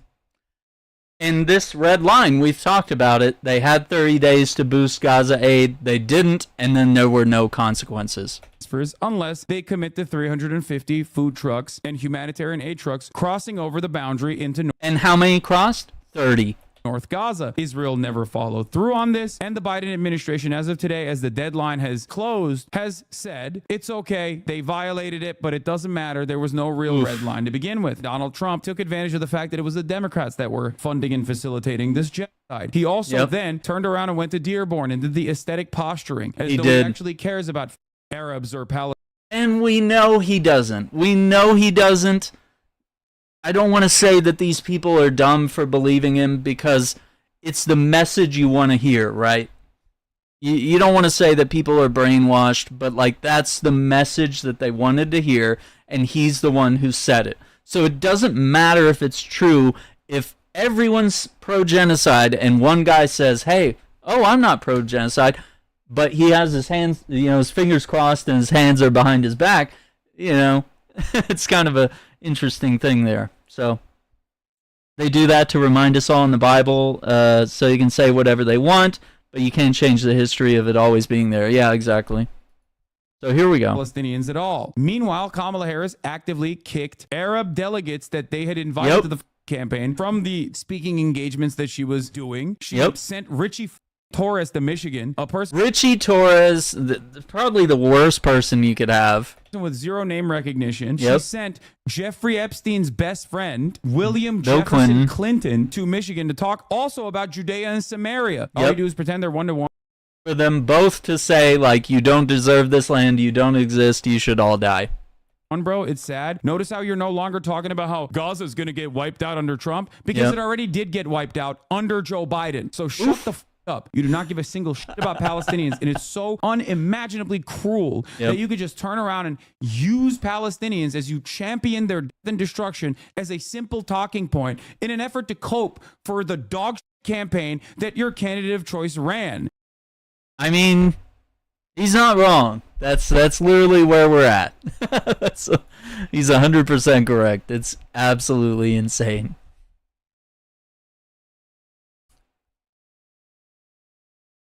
Lebanese military has accused Israel of violating the ceasefire by killing and injuring civilians returning home near areas it claims are Israeli-held positions in southern Lebanon. Now, if we look at this map, we talked about I think in a video today, the hospital in Baalbek, the doctor and the paramedics, I believe it was like 15 paramedics were killed in the bombing in Baalbek. Israel's way down here, okay? And these are various areas that they warned people not to return to. But of course, we read that article earlier tonight that people were like, oh, the ceasefire, it was agreed on. Let's go south. Let's pack up. Of course, these people are saying that they're returning to Tyre right now. It's not a great idea because it's kind of just north of these areas here. And of course, they're bombing the hell out of civilian populations in Beirut, which once again is one of the oldest capital cities in Lebanon, one of the oldest cities in all of the Middle East. It's definitely up there. There's a lot of historical things, not just in Palestine in terms of, churches and, historical landmarks and places that, Jesus walked and places where he worshiped and places where he spoke and stuff like that. Beirut is incredibly notable, and they're not bombing military posts there. They're not bombing Hezbollah. They're punishing civilians for the crimes of Hezbollah, of whatever they're doing. So, I mean, that's where we stand here. So some people have crossed into Syria, 896,000 people internally displaced, 557,000 crossed into Syria, 1.4 million or 25% of Lebanon's population has fled their homes. So not only are you screwing with 2 million Palestinians in Gaza, and then of course the ones in the West Bank, you're displacing people in Lebanon, a country that you're really not at war with, you're not really occupying them, but you would like to. They would probably like to build settlements up there. They would probably like to essentially come in and take over what they would say historically belonged to them thousands of years ago. And that's just insane to me.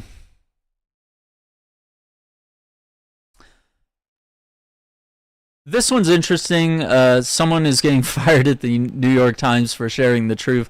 It's very rare that the New York Times shares anything resembling the truth involving Palestine, but they did have this article, How Israel Uses Palestinian Detainees as Human Shields, an investigation into the Israeli tactic in Gaza and what it reveals about the nature of the war there. Now, I can't really pull up this article because I would have to have a New York Times subscription. So, but we can definitely look at the title and definitely understand from what is going on here that it's actually true. There's actually video evidence of them putting Palestinians in front of their troops and having guns to their back and peeking around them, and they don't really care if they shoot the Palestinian and their, targets that they're engaging with, which is very rare that we see the IDF ever engaging someone. They're usually just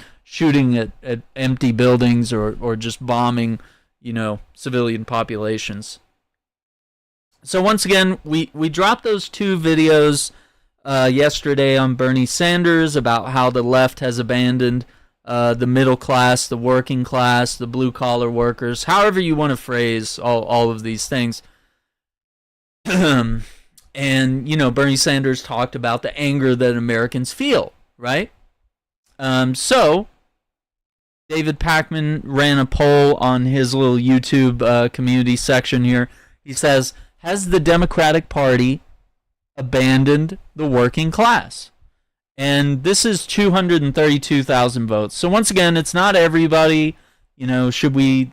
It's just a poll. Okay, it's not like national polls that are like super certified or anything. It's just an opinion. Okay, so some say yes, 31%. 27% say no. 39% says it hasn't abandoned them. It's just not prioritizing them. 3% said not sure and have left a comment. So I feel like yes, and option 3, it hasn't abandoned them but isn't prioritizing them. It's really kind of the same answer. It's like it's either yes or it's yes and. It's like, yeah, it has, but this is why. Or like this is how, And it's because they didn't talk about Kamala, as we've said all throughout this video. Kamala didn't address the issues that everyday Americans care about. We care about, things that presidents don't always have control over, like the price of gas, the economy, the stock market at any given point. All of that stuff is prone to just random changes in trade, in, economics, diplomacy with other countries, where we stand on that. Not all of that can be traced to a president saying, well, gas prices, I'm going to lower them $2. There's no decree that happens. There's no magical bullet, or there's no legislation that gets passed that magically changes gas prices for the next few years. It takes a lot of work and a lot of policy, and it's not something that we can solely give credit to the president on. So, I mean, to me, it speaks that, what is this, 70% say that the Democrats aren't speaking to the working class. They've either abandoned them or just set them aside. They said, hey, we have bigger priorities, like hanging out with the Cheneys and and parading Bill Clinton on stage and stuff like that. So, I mean, that's where we are. It's just an interesting conversation piece. Now, this is concerning, and this is coming from AIPAC Tracker. AIPAC is now going transatlantic. AIPAC seeks to create a stronghold in Parliament similar to the power it wields in the U.S. Congress. So, what does that mean? Well, we talk about how Joe Biden has gotten $11 million from AIPAC, and that's why he's such a fervent Zionist. He said, I'm a Zionist. If there wasn't an Israel, I would make an Israel. All sorts of just like crazy. And Lindsay says it as well. I mean, he says, you know, that he's going to sanction our allies if they boycott Israel, or if they withhold weapons, or if they were to arrest Netanyahu due to the International Criminal Court's warrant. The fact that AIPAC could also start going into the EU's parliament, or even into other European countries and taking over their parliaments, that's insane. That is the kind of political corruption that needs to be stopped. It needs to stop in the U.S. No foreign country should have power over how our politicians vote. I think this is where Bernie gets into stuff like this, like AIPAC and the corporate donors and lobbyists that run these super PACs, that, you know, we duly elect this politician, but then the corporations get to come in afterwards and say, well, here's all this money. You're going to vote on things that are beneficial for me, whether I am the coal industry, the oil industry, Israel. And to think that a foreign power, it doesn't matter if it's an ally or not. And I would argue that an ally, Israel and ally, don't really fit together. They don't listen to anything that we do. You know, when we come up with demands, you know, hey, quit bombing civilians, let more aid in, they just don't agree. They just don't do anything. And yet we stand for them every time there is any sort of UN vote to stop the genocide or the ceasefire or to return the hostages. I think AIPAC going global is scary and insane. Oh, this next one's kind of heavy. This week, David Lammy told the Foreign Affairs Select Committees that there are no journalists in Gaza. David Lammy showing once again that as far as he and the government are concerned, Palestinians don't matter, they don't count, they don't exist. So he says there's no journalists in Gaza. And let's pull up this video. It's not terribly long here. Widespread looting.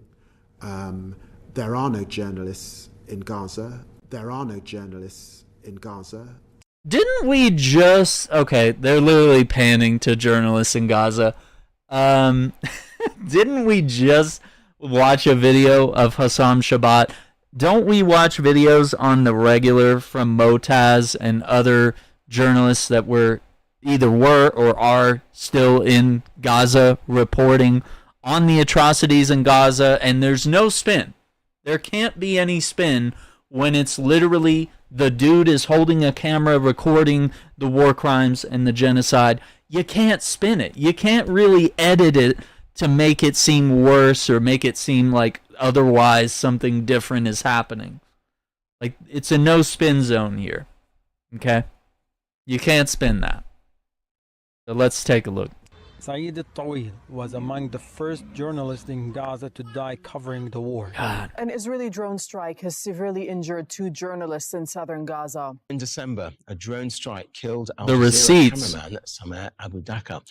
Al Jazeera's correspondent Ismail Abu Omar arrived at a makeshift hospital after suffering severe injuries. He was targeted by a drone missile. A Palestinian journalist and his son have been killed in an Israeli airstrike overnight. Why are there no journalists in Gaza? Either a colleague or a family of a colleague. Israel's wife, son, daughter, and grandson were all killed. Yep. Large amount Losing of his evidence whole suggesting that they family have been practically. targeted specifically, and their families, because they're journalists.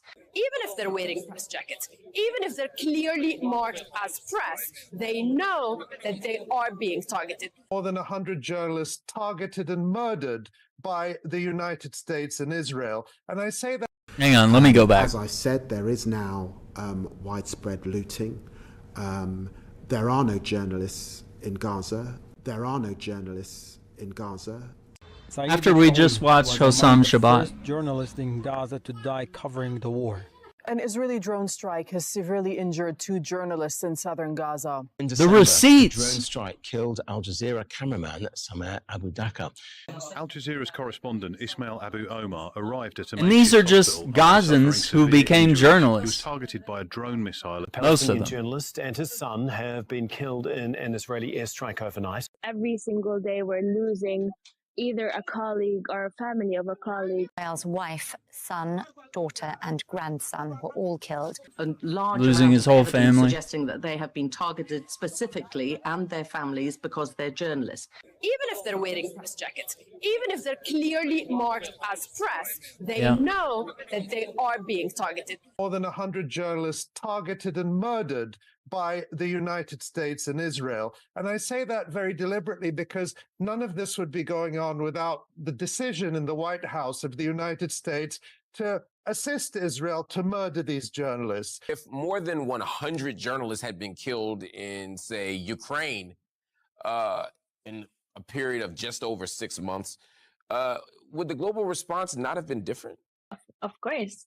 We're brown. You see the killing of Palestinian journalists in Gaza and the failure of Western journalists to speak up. That in Yep. itself, a lack of moral courage. We want to report, we want to tell the world what's going on. It's heartbreaking to report this Headline today. news. It's heartbreaking to report Shireen's killing, Hamza's killing, and Samer's killing. What kind of democracy locks the global media out of a war zone that has become a slaughterhouse for Yeah. civilians, kills journalists?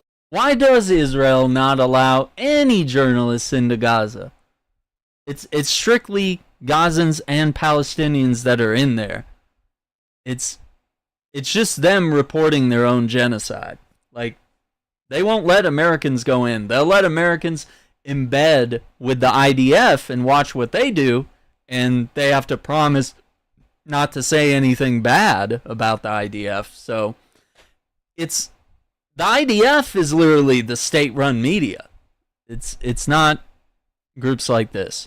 Journalists there at an unprecedented rate. 165 Palestinian journalists have been 165. killed since October 7. And From where are the Reuters? From where are all of these international news agencies getting their footage and for their videos and their images? They're getting it from us. Mm-hmm. That's very true. So, let's dive further, because the Committee to Protect Journalists has an article here. And we'll full screen it. 1 year in climbing. Israel is responsible for record journalist death toll. And this was just October 4th. Yeah, and there's too many war crimes. And they're obviously targeting journalists intentionally. So if they were to let someone in that we're going to cover this from a pro-Palestinian perspective, or to just see everything and then decide to be pro-Palestinian after witnessing it, in the same way Ta-Nehisi Coates, went to the West Bank and saw what Palestinians face there and changed his mind about the whole Israel thing and became a Palestinian supporter. It's just insane. So yeah, 128 journalists and media workers, all but 5 of them Palestinian. So overwhelming amount are Palestinian.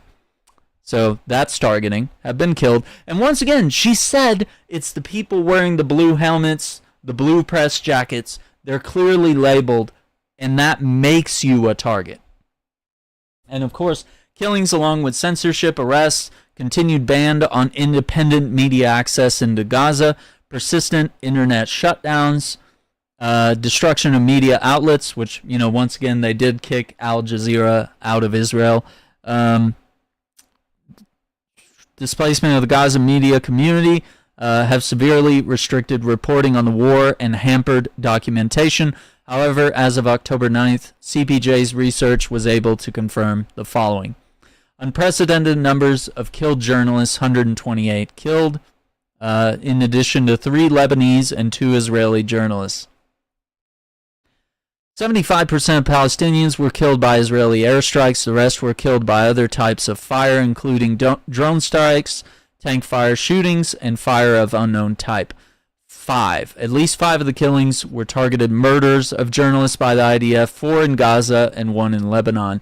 3 of the murdered journalists targeted were wearing press insignia at the time they were killed. Of course, we also have arrests. 69 Palestinian journalists have been arrested. Israel arrested 66. Palestinian authorities arrested 3. 43 Palestinian journalists remain detained by Israel.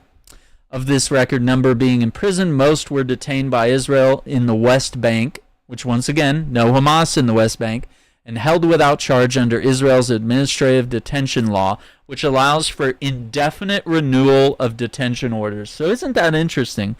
They can literally just arrest you if you're a farmer in the West Bank, or if you're a journalist or what have you. They can just arrest you indefinitely with no charges. And this is a democracy? Hang on. Let's look. What does the model for democracy in America do here?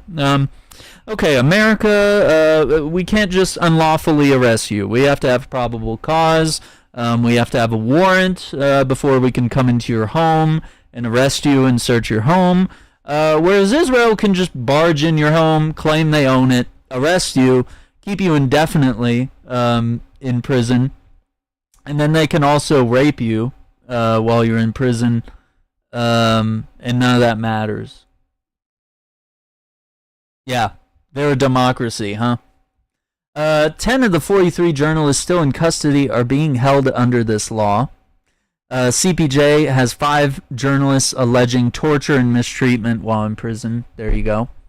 4,000 censorship and blocked access to Gaza. 4,000 of international journalists accredited by Israel to cover the war.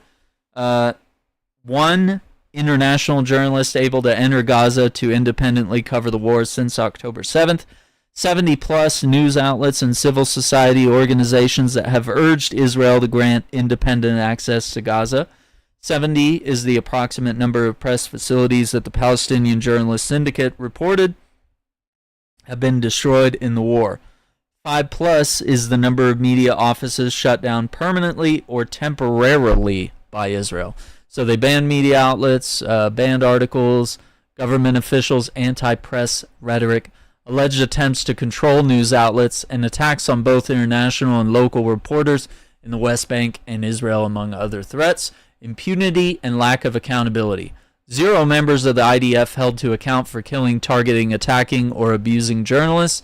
Unknown number of investigations underway into the killing of journalists or other alleged war crimes by the IDF due to the IDF's lack of transparency about the status of investigations. Of course, when you can let the police investigate themselves or let the IDF investigate themselves, what happens 9 times out of 10? They always find themselves innocent. And of course, they can always just say, oh, it's still under investigation. We're not quite done here. It's absolutely ridiculous.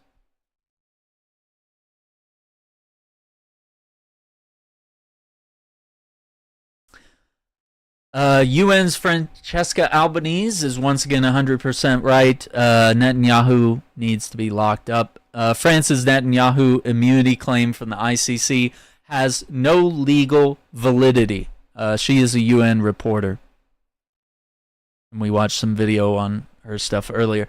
I wanted to add this because this is a little bit of like fun and education value here. I'm going to pull this up. Gazan cuisine is more than food. This is something that AJ Plus came together with, Al Jazeera Plus, and here's why. This is really interesting. I actually really enjoyed this post, and I was like, hey, that's some of the stuff I like to eat. And I also looked at this and was like, hey, this is some stuff I need to actually look into. So this is sumagia, a heavily spiced stew. It contains lamb, charred chickpeas, tahini, sumac, dill seeds, garlic, red and green chilies. Palestinian chef Layla El Haddad says it's synonymous with Gaza. That looks pretty good. That actually, I mean, that doesn't look too much like, like a pozole or something that we would have here in Texas. I mean, a lot of these ingredients are very Middle Eastern, but I mean, we're seeing a common trend here with like maybe some Mexican cuisine with how they like to spice their food. Sumac is the base flavor for sumagia. It is a tart spice, sometimes compared to citrus. While it's usually used lightly in seasoning or as a garnish, it's the defining feature of sumagia. So we eat sumac a lot. We use that to season a lot of our food. But yeah, I don't know that we've ever used it in this way where it's so predominant. The finishing touches on sumagia reflect Gazan food as a whole, often hot and heavily spiced. That's usually not the first thing I look at when I try Middle Eastern food. It's usually not the heavily spiced. It's not typical of most Middle Eastern food that I've eaten. It's typical of like Indian food or Mexican food or different Asian foods. The reason why dates back 5,000 years. Gaza City is one of the world's oldest inhabited cities and was at the center of trade and spice routes. But yeah, once again, Gazan cuisine is more than food. It's a cultural record. And the sumagia looks really good. Made from sumac. And of course, hot and heavily spiced, 5,000 years history. Gaza City is one of the world's oldest inhabited cities and was at the center of trade and spice routes. Now, what these dishes look like in one part of Gaza may be totally different than what they look like in another, where urban areas might rely more on garlic and chilies. Rural areas tend to use more fermented wheat and dairy, which, yeah, that's kind of what I think. I think of like how we use like laban or yogurt, would be more of what we would use instead of like chilies. We would use garlic. During the Nakba in 1948, Zionist forces decimated Palestinian villages, killing around 15,000 Palestinians and displacing over 750,000. Huge numbers of those refugees ended up in Gaza, where the traditions and foods of different villages began to mix. During the Nakba, some Palestinians foraged for purslane or bakla from under orange trees to survive. Now displaced Palestinians in Gaza are forced to forage again for plants like mallow. Purslane greens have been compared to the watercress or spinach. And of course, here's a picture of purslane. Mallow is a green commonly used to make molokhia, a stew popular in Gaza and beyond during Ramadan and throughout the year. Now, we eat this all the time. So write this down. Write down molokhia. We say it, I'm just now seeing it like in the English for the first time. Like usually we say molokhia. Like it all kind of blends together. You're like, what letters, what vowels were you even saying, Aaron? So, I mean, seeing the O's in there, molokhia, you sort of get more of a phonetic understanding of the word. So basically what this is it'll be almost like a stew, right? You'll cook these leaves here, which look a lot like spinach. You'll dry them out, and then you'll put them in a stew. Some people like to do chicken. Our family likes to do beef. And you put it in there, and you let the beef cook and soften and all that, and it kind of seeps, sits in that juice, in that sauce, right? And then you make some rice, and then you just put this on top of the rice. You might squeeze a little lemon on top if you want it to be a little more zesty. You can add some lemon to it, and it's absolutely delicious. It's my favorite food in the whole world, and as soon as I learned some of the historical significance of it, was that it's been used, in times of trouble. It's the simplest thing to make in order to survive. It's easy to scavenge these materials that you need to cook this when you're out in the wild. So, I mean, this dates back thousands, like they said, 5,000 years. I mean, this type of cuisine dates back thousands of years, and we eat this now as like a luxury, like we can grow the molokhia in the backyard or on a nearby farm, or sometimes we even get it from family that lives in the West Bank, they'll bring a box of it over, and it's already dried up, so it's already dried and it's good to go. And it's absolutely delicious. Israel was vastly restricted fishing access in Gaza, so where seafood was once a staple, now it's a luxury. But sardines and crabs are caught closer to land, making them relatively accessible. And of course, a lot of the refugee camps, some of them are even on the beach in Gaza. So you see all those tent villages. It's people that are able to possibly get this kind of food right now, but at the same time, there are boats on the shore that they are sniping people from there. The IDF is doing that. I can't really say I've really had a lot of Arabic seafood. It's just not something I've seen at restaurants where they're serving that. You know, it's usually very, I don't know. I'd really like to see what that's all about. So while they're less familiar, accessibility has made food like these stuffed roasted crabs more widespread. The dish uses shata, a fermented hot chili paste, and a staple in Gaza cooking. And of course, this image is from the Gaza kitchen, a Palestinian culinary journey. So I guess maybe that's the cookbook you need to pick up. And of course, we'll keep going. It'll cite some more sources here. Many of Gaza's dishes require a zibdiya, a giant mortar and pestle. This is how you make daka, a salad with dill and green chili smashed in a clay pot. That looks really good. That looks a lot like some pico de gallo or something, or like some. Sometimes we'll put like oregano and tomatoes and some peppers and make a little salad out of it, or like a salsa.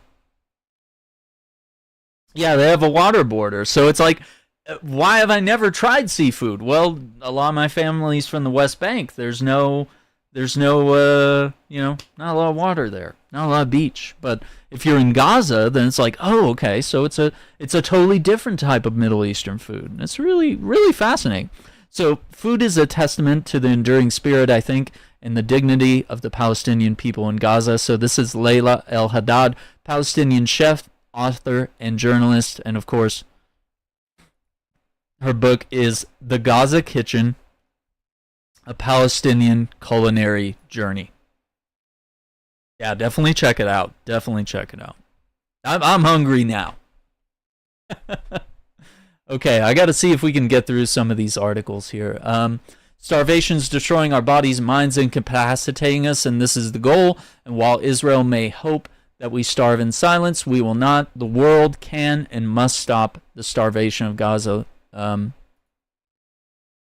So once again, I mean, like, the whole reason that we kind of talked about Gazan cuisine is so that we can get to the issue here of, like, okay, well, why are people starving? I mean, there's only so much you can scavenge from the environment, and a lot of these people are living in the cities. So all that's left is crumbled buildings and rubble. And of course, we talked about in previous videos how they're making, they're sort of making the bread with the za'atar spice that they put on it, and maybe they put some cheese or whatever's available.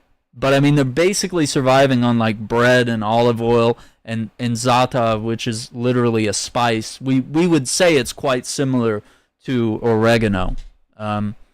So this article, once again, this 30th of November here, Israel tried to starve Gaza before, and the international community reacted. Why isn't it doing anything now? And you see, this is how people gather to get like bread or rice or soup or anything. They just have to bring pots and pans to, get that filled up so that they can feed their children, and probably a lot of these adults are forgoing food so that they can simply allow the next generation of their family to live. So for over a year now, my family and I have been displaced from northern Gaza to Deir al-Balah in the middle of the Gaza Strip. Throughout this time, we, along with the rest of Gaza's population, have lived every type of torture imaginable and unimaginable. One of them is hunger. So Gaza is fully dependent on food aid. I mean, yeah, this happens after a year of genocide. Things get worse. From a place that could produce its own food and feed its population with fresh vegetables, fruit, eggs, meat, and fish, It has now become a place of starvation. Since last year, the Israeli army has made sure to destroy food stores, markets, warehouses storing foodstuffs, farms, fishing boats. It has eliminated police forces securing aid delivery and distribution, thus ensuring that aid is looted before it reaches those who need it. For a while now, we've been buying aid food, not receiving it for free. So when you think about how aid's delivered, you probably imagine like the American Red Cross or like Doctors Without Borders coming in and doing healthcare for free and stuff like that, providing it for disadvantaged people. And especially when you're under occupation and resistance and war and genocide, you expect the food coming in to be free, to not be assigned a dollar amount. You expect it to be charity. That's not unusual. But this is different here. Israeli army decreased the number of trucks it was allowing to enter to just 30 or 40. Remember how we were saying that they needed to have over 300 was Biden's command, which ended up being completely fruitless. 30 to 40, no consequences, no change in arms being delivered. Israeli army decreased the number of attacks 30 to 40 per day, and food, which was already expensive and unaffordable for most, started to disappear. Now, even if we are able to buy food, we cannot find any. The international agencies and various charities are of no use. They cannot provide anything. Now, that's pretty damning to hear, because, the first thing we think is okay, well, let's donate to the Palestinian Children Relief Fund, or let's donate to any of these various places that are delivering food, the aid trucks, all these agencies that we've discussed earlier in this video. And they're just not getting it. So it almost slows the perception of should we be donating at all if the food's not making it to the people. Our money, where's our money going, right? It casts doubt, and it may not be that the charitable organization is questionable, it's that Israel's blocking the aid. So she says it's difficult for me to explain and capture the feeling of hunger for someone who does not understand the depths of its pain. I mean, I think the most that Western countries can relate is man, I'm starving. I haven't eaten since last night.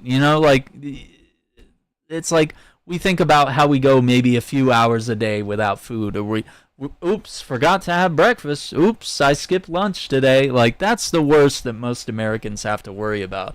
Or maybe Americans will fast for a meal or a day or something. But, I mean, that's nothing compared to the pain of just not having food and not knowing if you will be able to get more food. And this is not some survival of the fittest thing. It's not something where we can just tell people to get good. I mean, that's not really appropriate in this context, nor would it be appropriate in any context.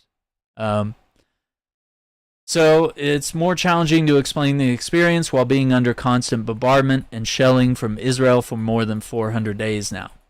So her experience, we'll read into it a little bit. She wakes up in the morning with a home full of family members trying to survive this madness. Drink a bit of barely drinkable water. Its unpleasant, salty taste does not satisfy thirst, which once again, yeah, if they're getting water from the ocean, that's not sustenance. That will not stave off dehydration. And of course there's, as she says here, there's polluted underground water, prevented fuel from entering, so the last remaining water desalination plant is no longer working. If I'm lucky, I have a bit of coffee without any sugar, maybe a tiny piece of bread. Then I try to forget my hunger by focusing on my studies. One thing about coffee is that it does help. It does help forgo those cravings. But yeah, as you said, the salt water makes them more dehydrated. Coffee can dehydrate you. And coffee's great because you can boil it, right? So you can boil the water, mix it with the coffee, which is a fine powder that we often have in the Middle East. And it's ground and served in little cups like an espresso or something. It's very strong coffee. And so I could see how they're using that as like rationing for resources here. And it is a little bit of a luxury to have just a scoop or two of sugar in there. It definitely makes it a little more pleasant. I know a lot of us love to have our coffee straight black, and especially the Arabic coffee, but it is a nice little luxury to be able to throw a little sugar in there. She said, I was supposed to graduate last year, but I couldn't complete my last semester because the genocide started. After the Israeli army destroyed all universities, Gaza's education authorities came together and devised a plan to have students continue with their education online. That's insane to me that that's even happening, or that it's even like a priority, when you would think survival would be key. But I think they understand that an educated resistance is very important for Gaza. So the infrastructure made this difficult. Internet connection is weak in most places, non-existent. There's also no electricity, so charging a phone or a laptop is a challenge. That's what I've wondered about, how journalists have been capturing everything. A lot of it's been on cameras and camera phones and stuff. It's insane. I don't know how they're doing it. They have to have like generators or like some sort of like a crank thing where you crank the battery and get power. You got solar batteries or something. They had to have like prepared for this in some sort of way. Studying itself, being able to focus amid the sound of screaming, bombardment, and drones, constant feeling of hunger and weakness is nearly impossible. Yeah, and imagine, you think it's hard to study here in America with all the distractions and and all the video games, all the you could just go to a coffee shop and hang out instead of study, all the various things that you could do, where studying is really the only thing outside of focusing on the genocide that she could really do. She studies literature, which requires one to dissect a text, analyze the language, the characters, the motives, and the feelings, but I can't focus. My brain does not comply. I can't comprehend what I'm reading. The brain fog does not go away no matter how hard I try to focus. The headache is followed by nausea and my stomach rumbling. Of course, all the children. She has 8 nephews and nieces all living with me here in the same house, and all are under the age of 6. Every time they cry for food, their mothers try to change the subject. Yeah, I mean, that's real. Or offer what expired food they have. Yet, how convincing can you be when the food is too difficult to look at even for adults? Sister and sister-in-law have babies. Formula is impossible to find. They have to try to breastfeed them even though they themselves are malnourished.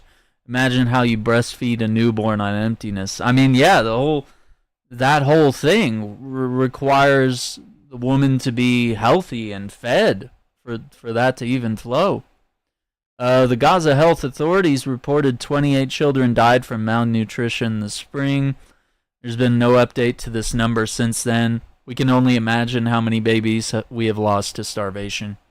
Hunger has affected everyone I see. People are visibly thinner. They walk around with an empty look in their eyes, dark circles underneath.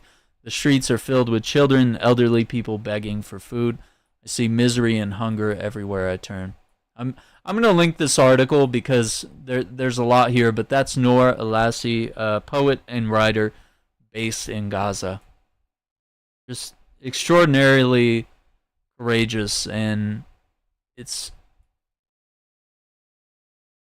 just, it fills you with a sadness and also a bit of anger of what these people are suffering through, because for me it reminds me of my family, and it really creates a direct thread there. But for other people, I understand that probably wouldn't be there. But I mean, it's just genuine empathy that you would have to have for other people to really understand that. This one's interesting. Norman Finkelstein was on Piers Morgan Uncensored. If you are at war with Gaza, why are you shooting children in the skull and the chest? Why are you killing journalists, medics, and UN workers? Does that sound like a war, or does that sound like a genocide? Let me pull this up. Let me get some more water real fast. I don't think I have a cut to a BRB screen. Hang on.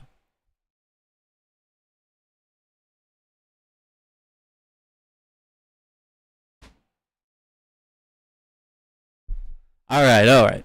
That was all of like 2 seconds. Okay. All right, let's get the volume up here and let's hear what he has to say. Let me ask you a simple question, okay? If you're at war with Gaza, why are you shooting? Oh wait, hang on. Hang on. Let me. Sorry, I realized we cut for like a short break here. Let me reiterate this post here.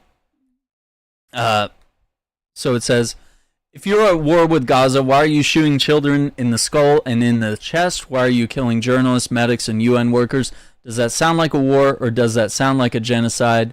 Norman Finkelstein. Let's see. Let me ask you a simple question, okay? If you're at war with Gaza, why are you shooting children in the skull and in the chest?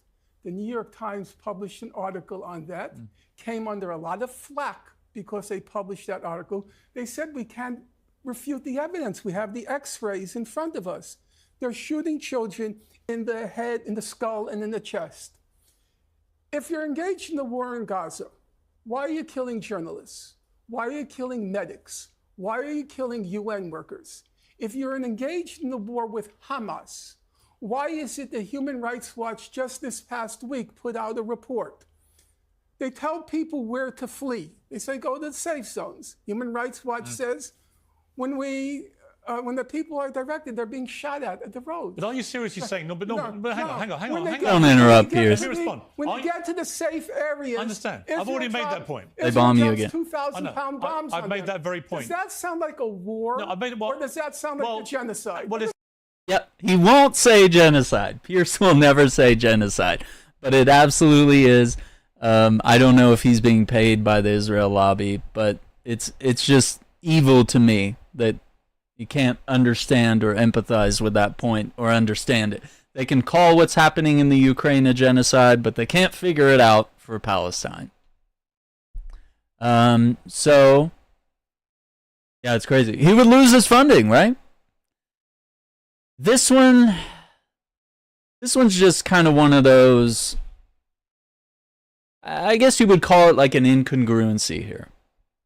Israeli occupation troops in Gaza found a Jewish cemetery for soldiers killed in World War I, maintained in pristine condition in the quote-unquote Hamas-run Gaza, and they proudly posted photo ops in front of it without even realizing it, that it undermines their own propaganda about Hamas. Because if they say, oh, Hamas is all about, disrespecting the Jews, it's all about killing all the Jews, they're not disrespecting this graveyard. Everything around it has been destroyed by the IDF, and, Hamas is allegedly here, fighting and having their bases and their weapons and whatnot.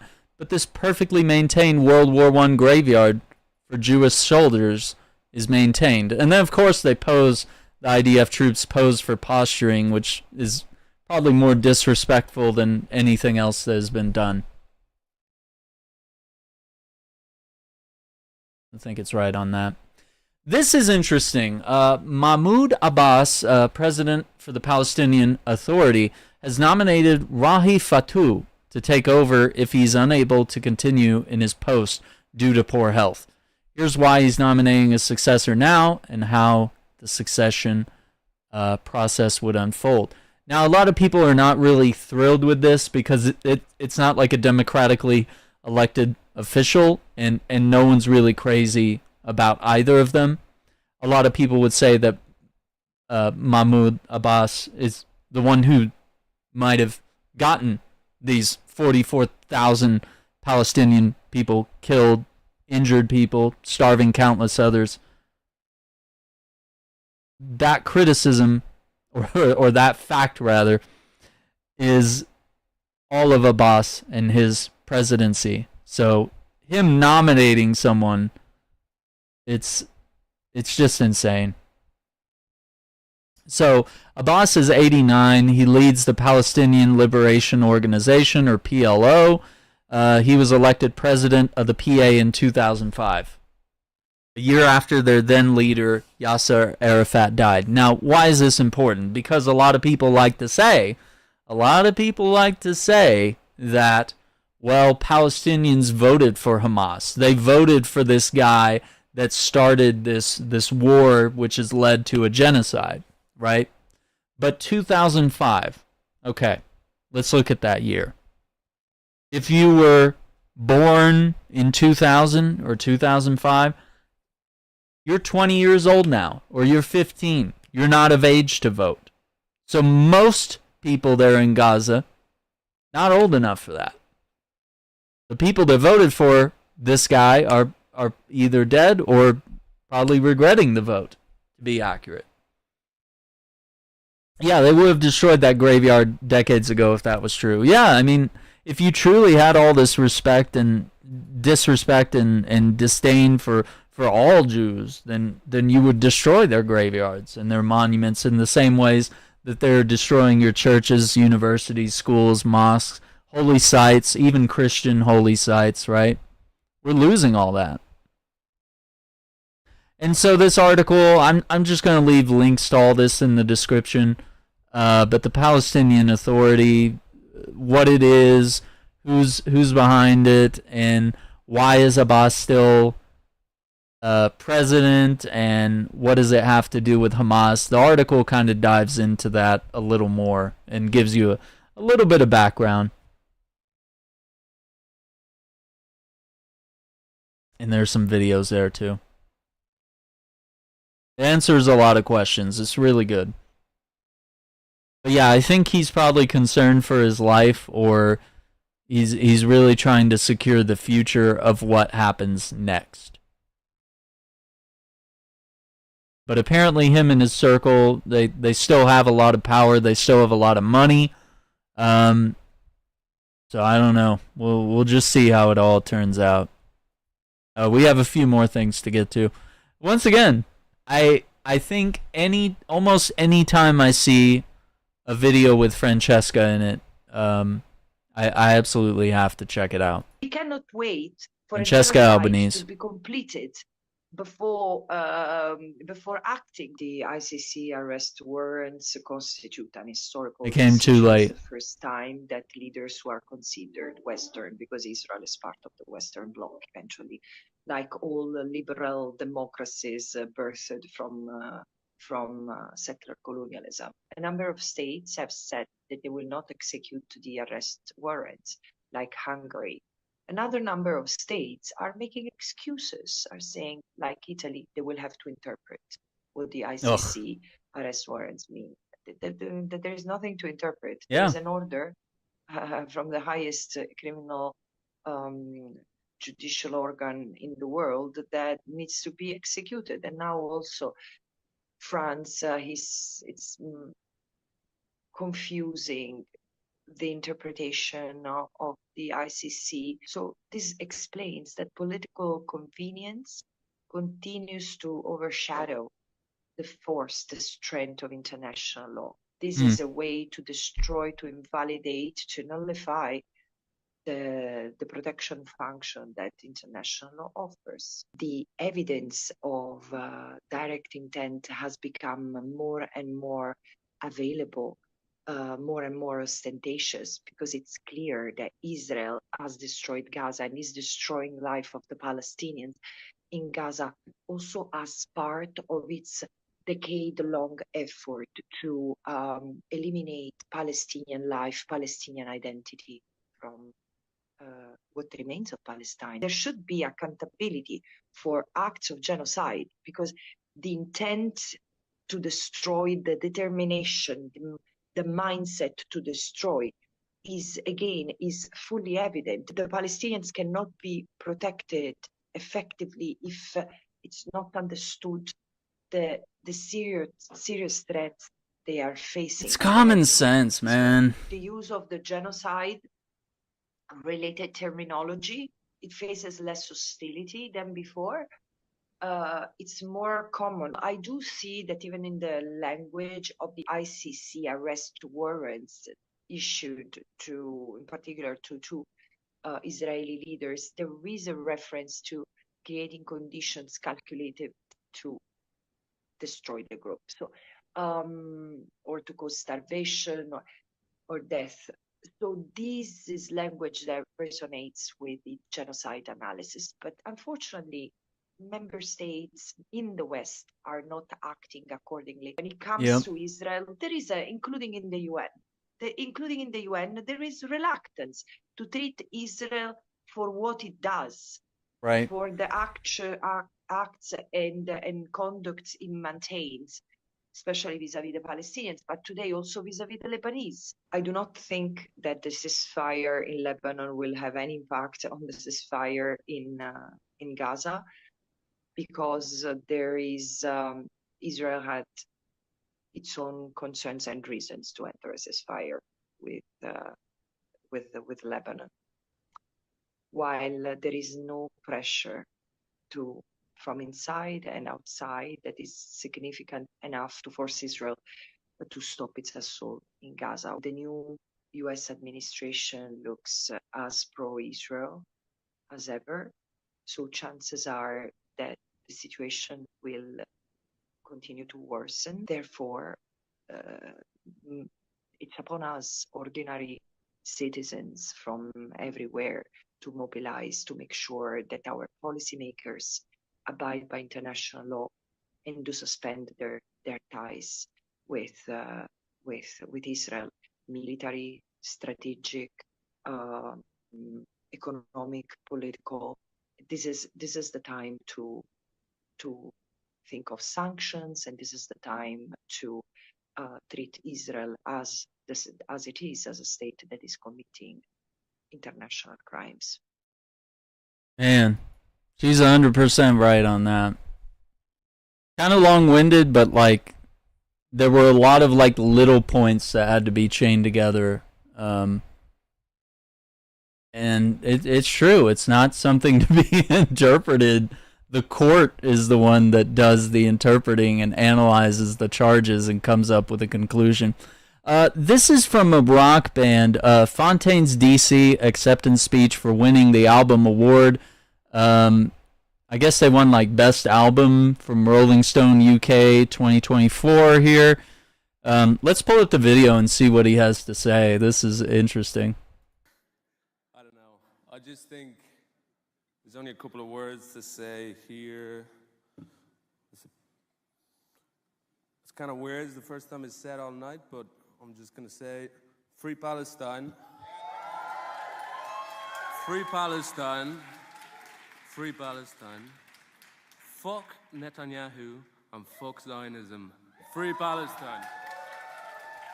Damn. That's crazy. I just think... Well said. And I think that has gotten a lot of people more interested in Fontaine's DC, maybe their albums. Yeah. Some harsh words, but definitely true. Starting to be a little more mainstream. Now, once again, this is... I'm not showing anything violent on screen. This is a, sort of a sit-in protest here. Norway, supporting Gaza here. A bunch of people held sort of a sit-in the airport here. This is, or not airport, sorry. Oslo train station. This is November 21st. Now, obviously, these are not real images of real people. They're staging this, but they're showing you what it's like.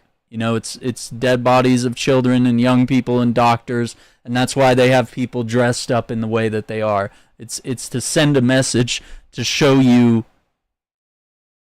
visually what's happening in Gaza. That people are bound and then shot, that doctors are killed, that refugees fleeing with their suitcases are killed, right? They got the Lebanese flag too.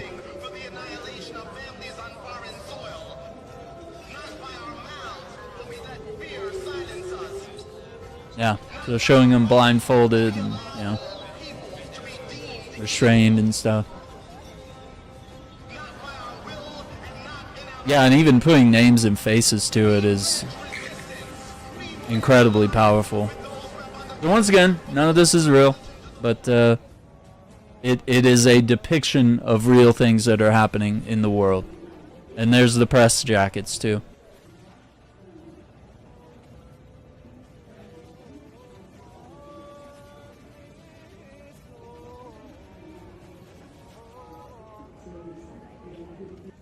Yeah, just people wondering like, what the heck is this? Yeah, powerful message.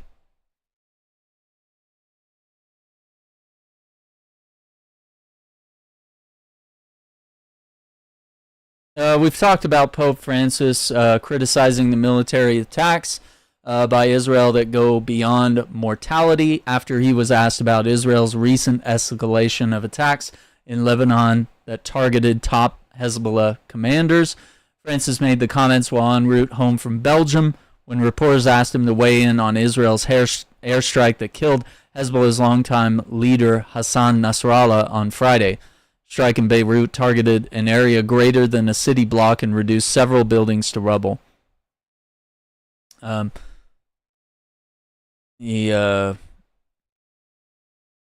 Francis, who didn't mention Israel by name and said he was speaking in general terms, said that the defense must always be proportional to that attack. When there is something disproportionate, there's a dominating tendency that goes beyond morality. A country that does these things, and I'm talking about any country in a superlative way, these are immoral actions.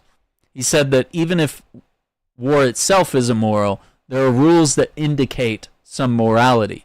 But when you don't do this, you see the bad blood of these things. Once again, he also mentions that both U.S. presidential candidates are anti-life and tells the people to vote for the lesser of two evils. Both are against life, be it the one who kicks out migrants or be it the one who kills babies. He declared that Kamala Harris is killing babies because she supports Israel. So it wasn't an abortion thing. It wasn't a thing that Kamala Harris is pro-abortion. He was being very clear to say, no, she is letting the genocide in Israel, the killing of babies happen there. Let's listen in. I don't know if he's speaking English. Okay, both of them are anti-life. Yeah, it's just subtitled. Or the one who kills children. It's generally said that not voting is not good, is bad. Yeah, and I would agree with that, but one has to vote and one has to choose the lesser evil. Who is the lesser evil? He didn't mention third-party candidates either. That lady or that gentleman, I don't know.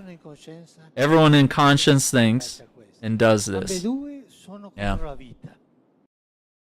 It's interesting, and it's sometimes for some people it takes hearing it from people that are not Arab or Palestinian. Some people need to hear it from their religious leaders like Pope Francis, or someone needs to hear it from, politicians that they stand by, or whatever it may be.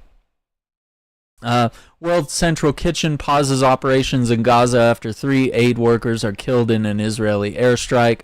This was November 30th.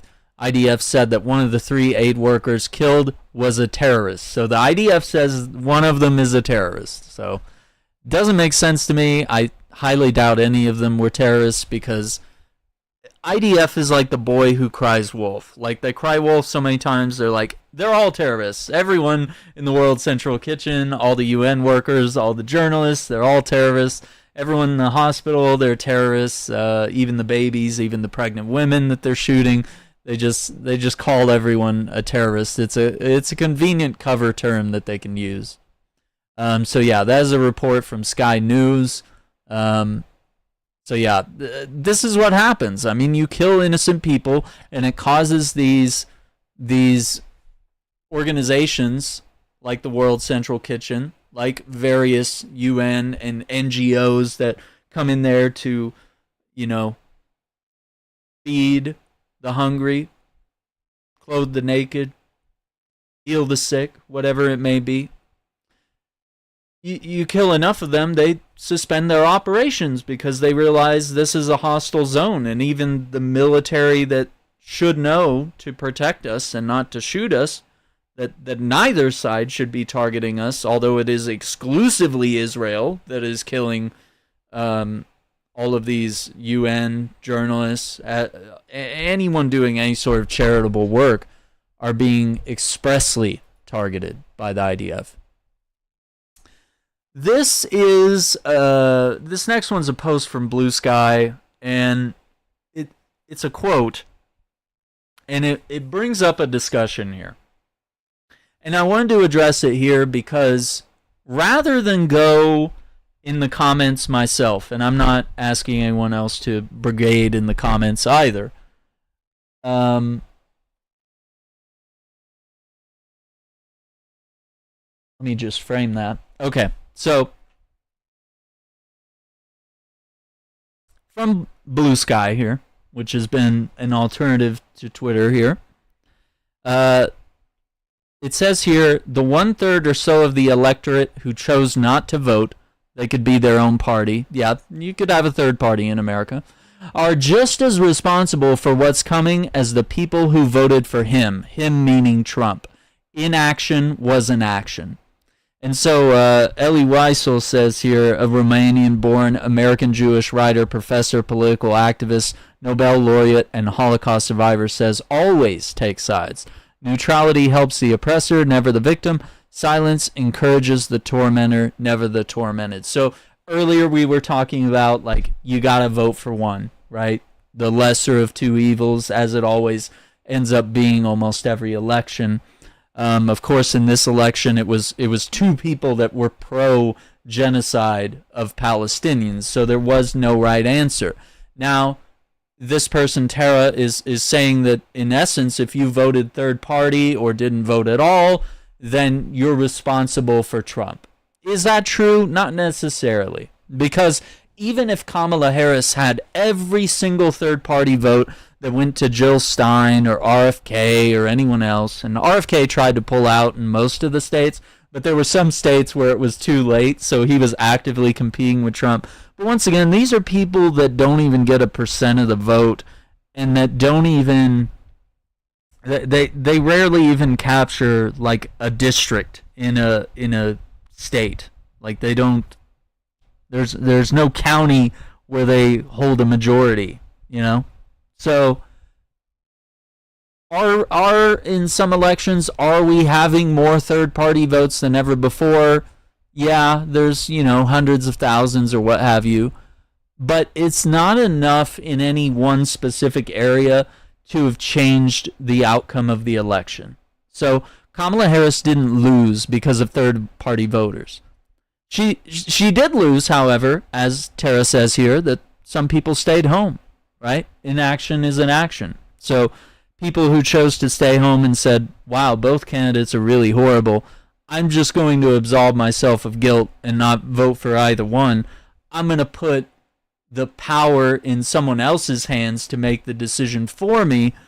And as people like to say, if you don't vote, you have no right to complain, right? Well, people will always complain. That's in their nature. So I think she has half a point. But I think there's also another half that's being very jaded and not considering that there was no right answer for a lot of people, primarily Arabs, Muslims, Palestinians, anyone who cares about what was going on in Palestine. You had the difficult moral choice of, okay, well, do I vote for Trump or Harris and hope that one of them gives me a better deal for, things that presidents don't really control, like gas prices or the price of eggs or whatever it may be. Do I take the gamble with one of those? Trump was the only one who spoke to, the sort of middle-class, blue-collar difficulties of, things being difficult right now. He was an animus for the anger that the American public feels in that our politicians don't listen to us. They're run by corporate interests. Everything feels hopeless, and the left was trending more right. She was hanging out with Liz Cheney. She was hanging out with her corporate donors and being pro big business and not promising anything like Medicare for all or any sort of healthcare benefits or an end to student debt, some loan forgiveness. I mean, just anything to lighten the burden on the fact that most people can't afford homes, can't afford rent. We're working one job or two jobs or multiple jobs, 40 hours a week at minimum wage or maybe more, just trying to make ends meet. And we're barely doing that, if at all. It's insane. It's difficult out here. So I don't think blaming everyone gets us anywhere. And I think it goes back to some of the videos we watched earlier, whether it's Mehdi Hassan or David Pakman or Bernie Sanders, any of these people saying, getting to the root of the issue, which is it wasn't a good campaign. It wasn't a good candidate. There wasn't a primary for Kamala Harris.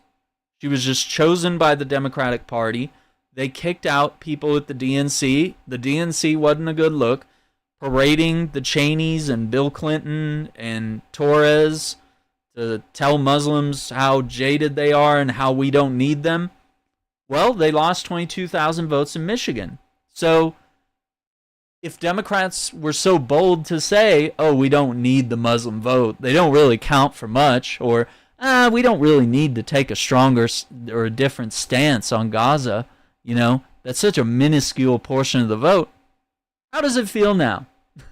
Because it's not just that, there's a portion that of people that are not ready for a woman to be president. That's true.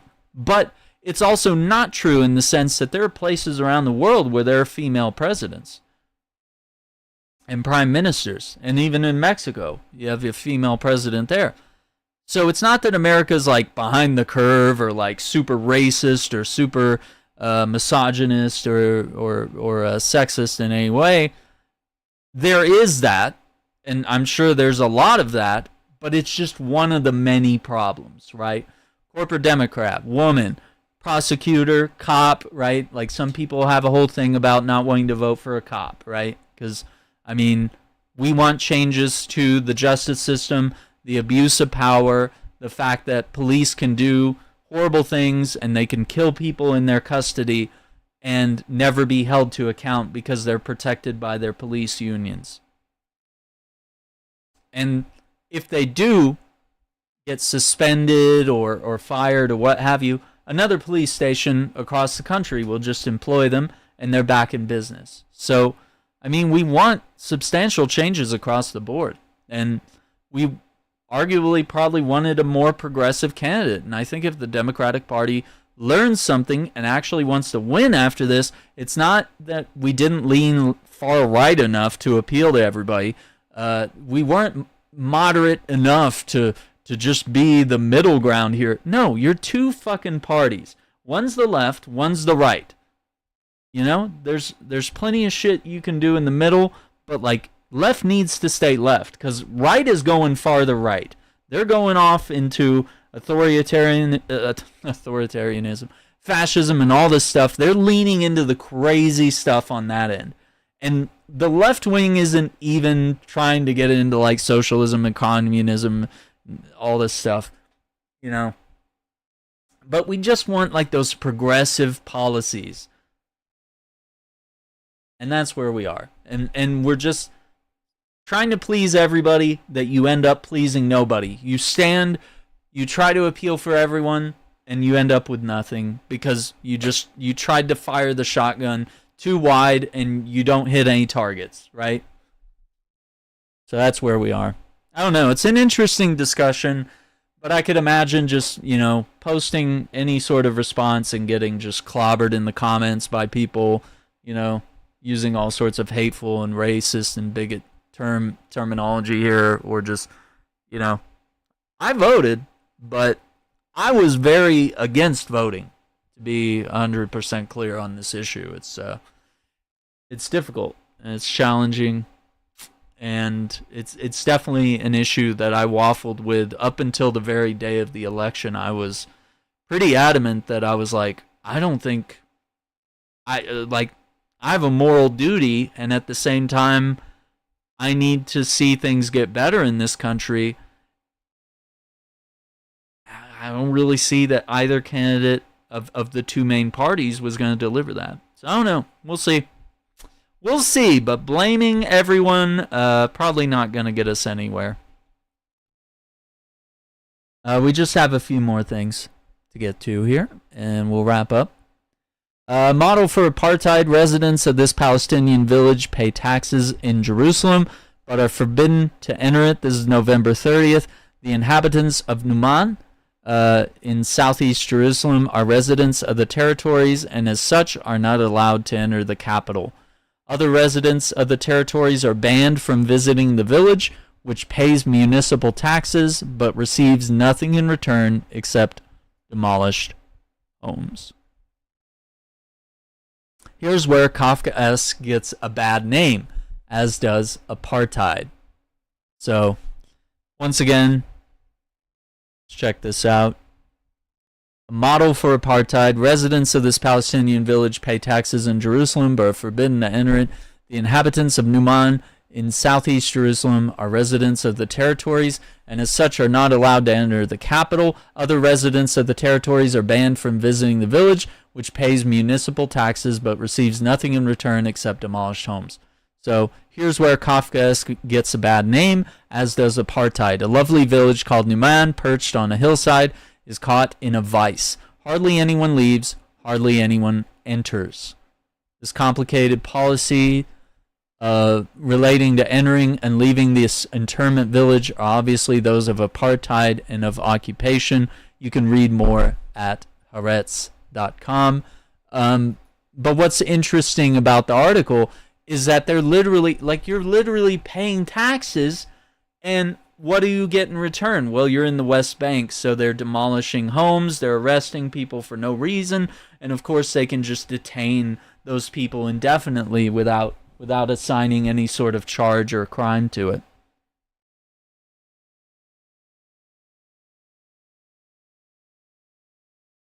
This one's crazy. I mean, we already did a post on this, but reading the book after failing the class is kind of crazy. Joe Biden was seen leaving a bookstore in Nantucket, and let me recenter that image there. He was seen leaving a bookstore in Nantucket, and that's just wild to me. There he is, holding the 100 Years' War on Palestine, A History of Settler Colonialism and Resistance, 1917 to 2017. Rashid Khalidi, author of Palestinian Identity.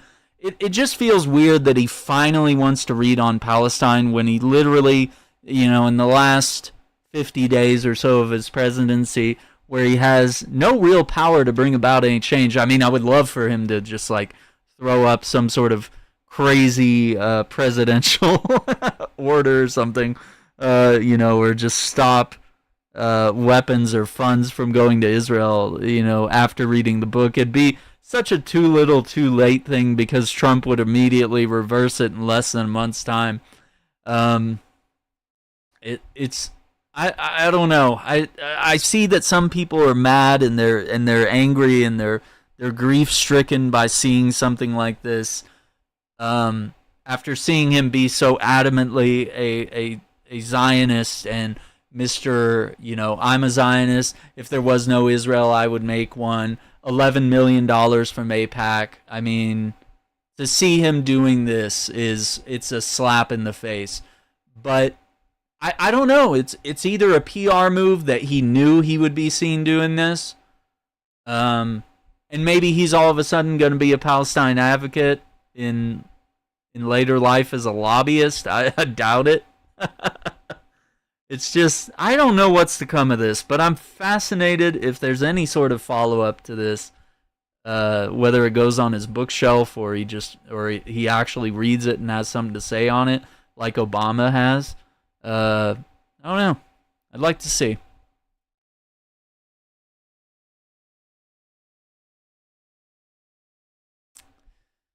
This one's crazy. This is from May 10th of 2024, but it's important. The context of this article says, I was in Gaza. I had to saw a child's bone without proper anesthetic. So imagine having to amputate a child's limb without anesthetic.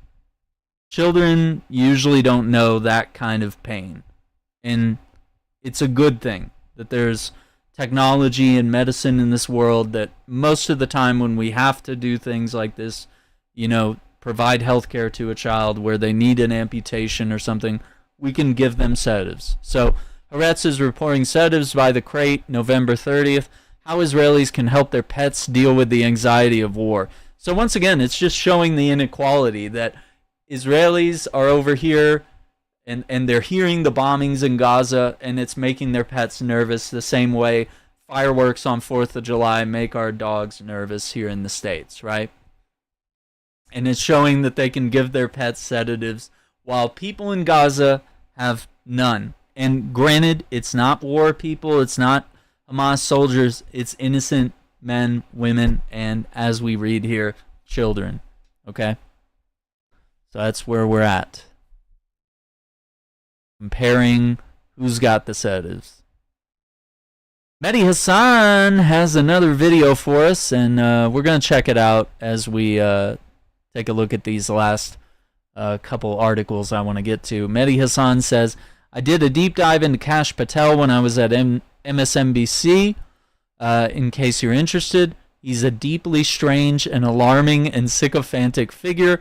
Do you all know about the children's book? Oh my God, I hope he tells us in this video about the children's book. You know how you can... This is crazy. So this is 2022. Yeah, that feels like a lifetime ago, but let's pull it up. Yikes. It's a 9-minute video, but let's learn, because Kash Patel is supposed to be replacing the director of the FBI, and he says he's going to tear apart the entire FBI. Kash Patel says he's going to tear apart the entire FBI, and he's going to use it as sort of an agency to seek vendettas for people that have wronged Trump throughout his previous presidency. And he wants to make sure that journalists and other people pay for daring to stand against Trump. You know how you can tell the case of the classified documents at Mar-a-Lago is serious? Donald Trump isn't doing interviews, not like he used to.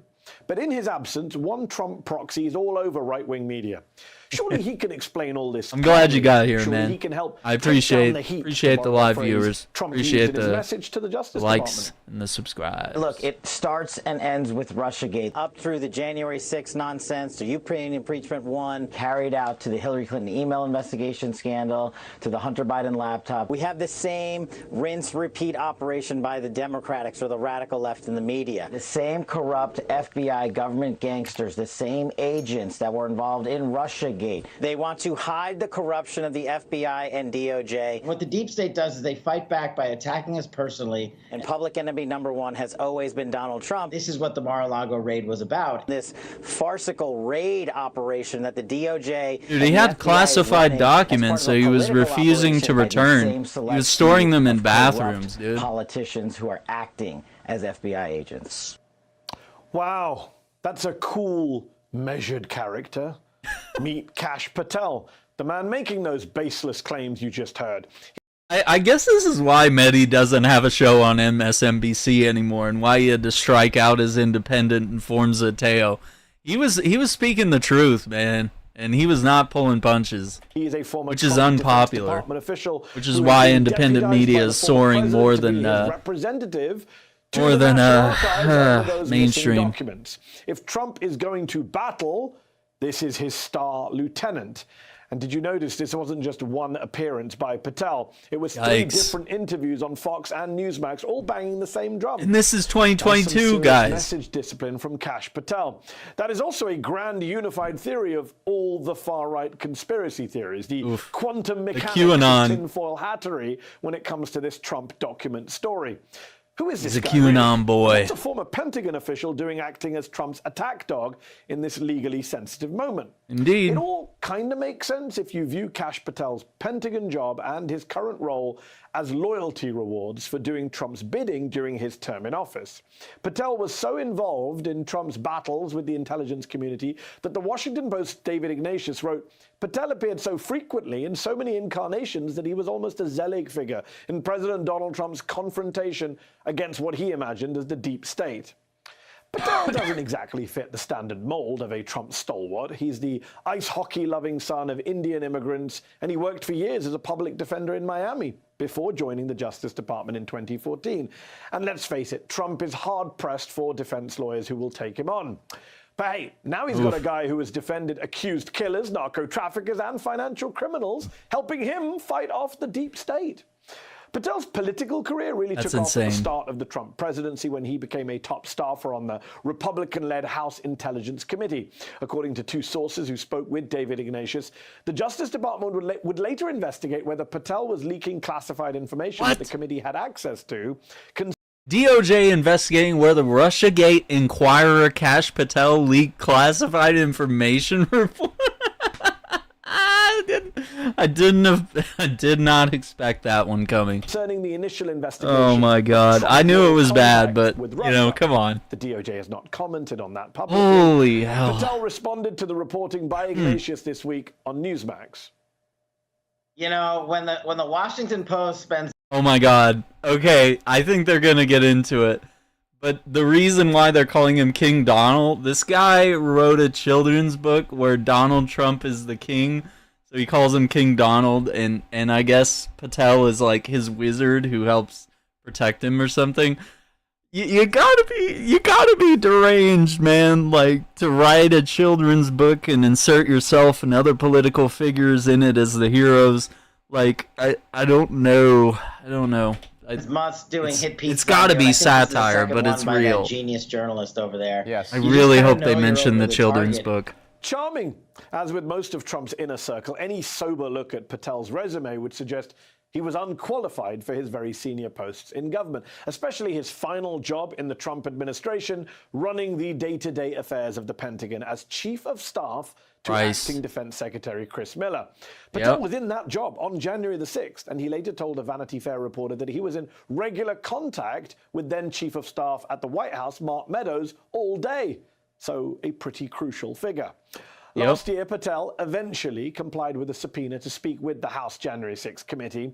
We don't know what Patel told the committee behind closed doors, but what is Patel saying publicly now about how Trump handled January the 6th when he's not talking to congressional investigators? And he says, hey guys, do we have enough security posture to assist law enforcement? I'm paraphrasing. And he said, as the commander-in-chief, you have my authorization for up to 20,000 National Guardsmen and women. Our response to SecDef and I, roger that, sir. Weird. Roger. That's not what the former acting Defense Secretary Chris Miller told the 1-6 committee, or for that matter, what even Donald Trump initially said. Under According oath. to Trump after January the 6th, he said you're going to need 10,000 troops. And according to Chris Miller, even that was said by the president in jest, hyperbolically. And the Pentagon has no record of Trump giving them an order.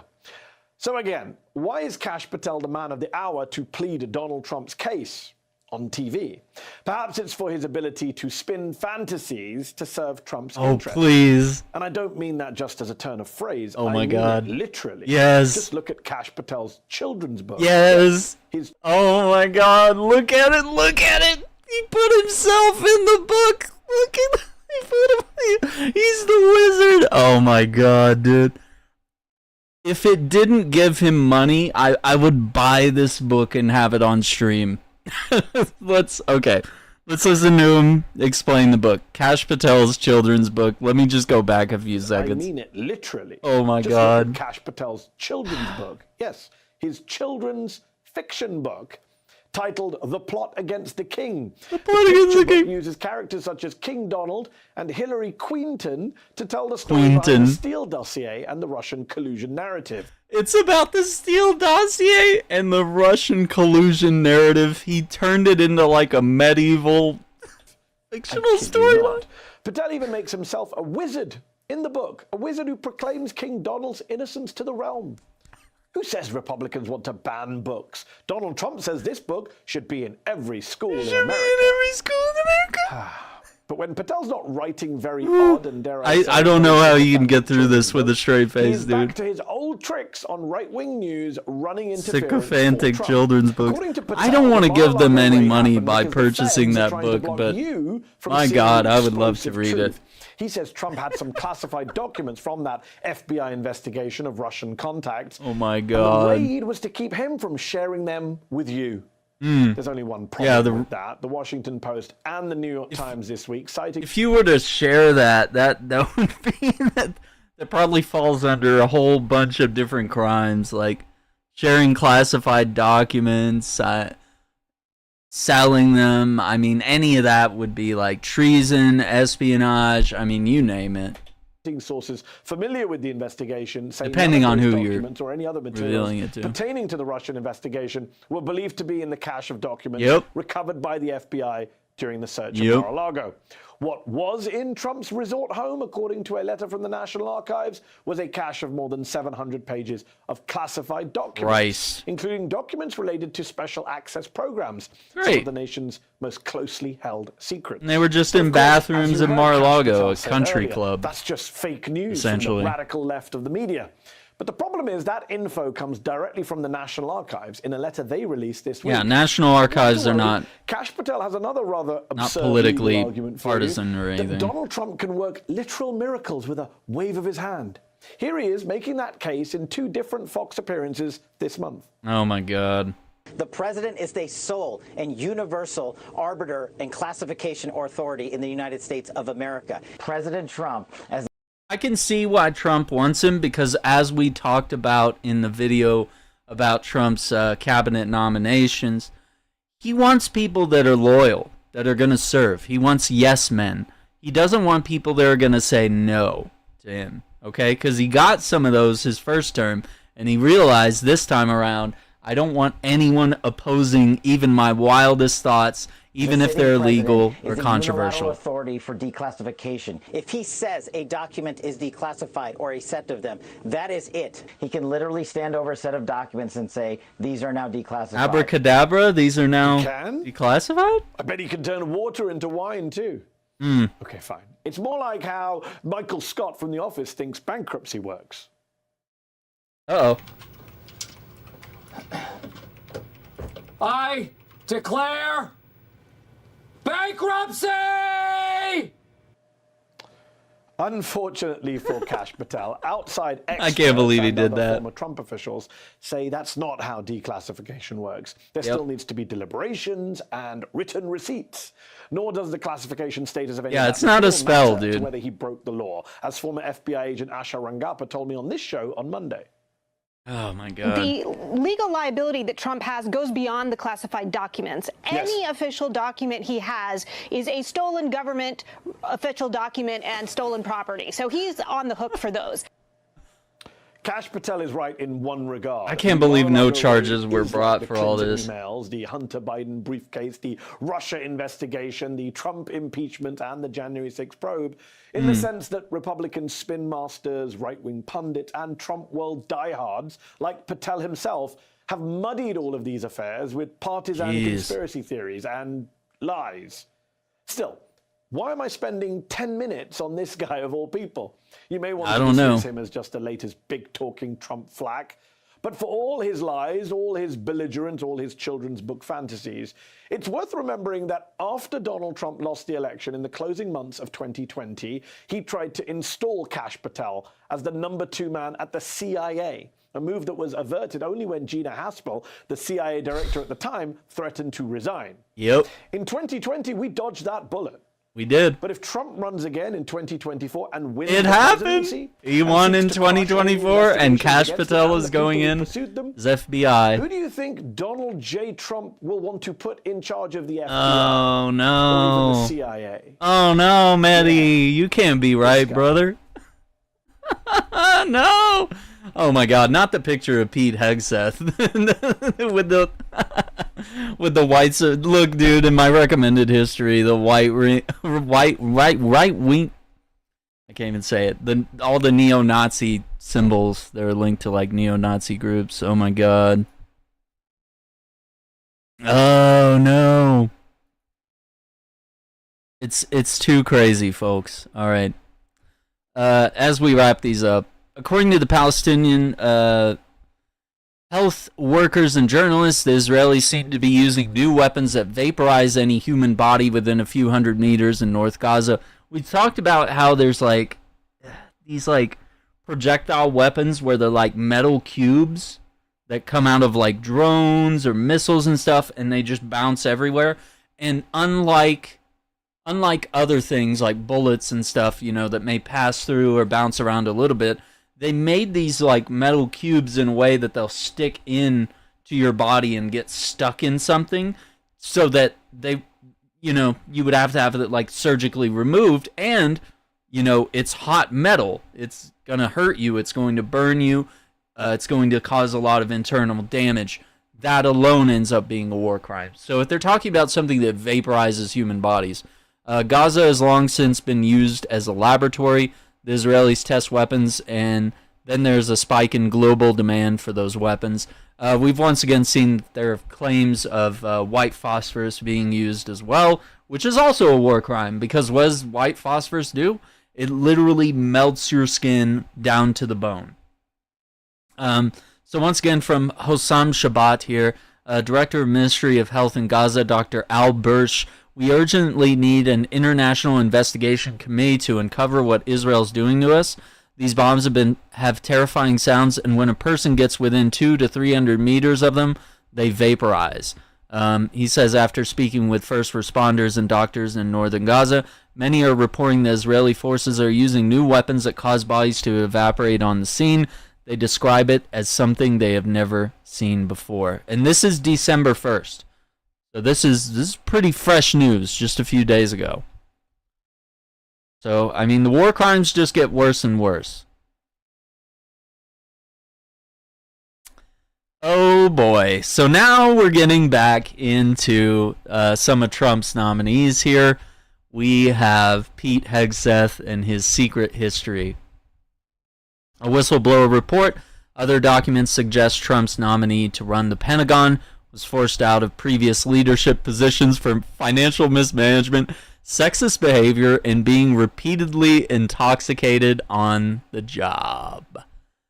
So Hegseth's record before becoming a full-time Fox TV news host in 2017, which, let's keep in mind, he was just a weekend host. Like, doesn't even really get like his full show. He's just a guy that pitches in on the weekend.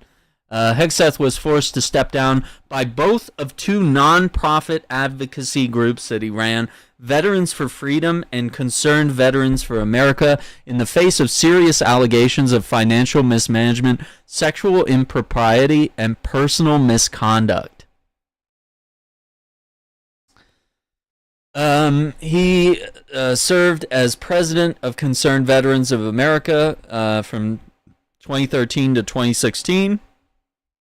Describing him being repeatedly intoxicated while acting in his official capacity to the point of needing to be carried out of the organization's events.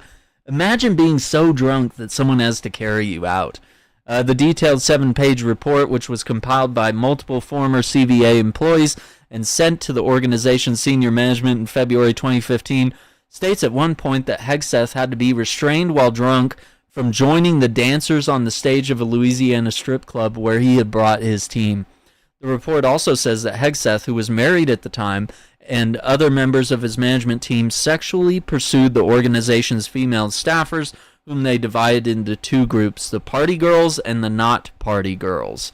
In addition, the report asserts that under Hegseth's leadership, the organization became a hostile workplace that ignored serious accusations of impropriety, including an allegation made by a female employee that another employee on Hegseth's staff had attempted to sexually assault her at the Louisiana strip club.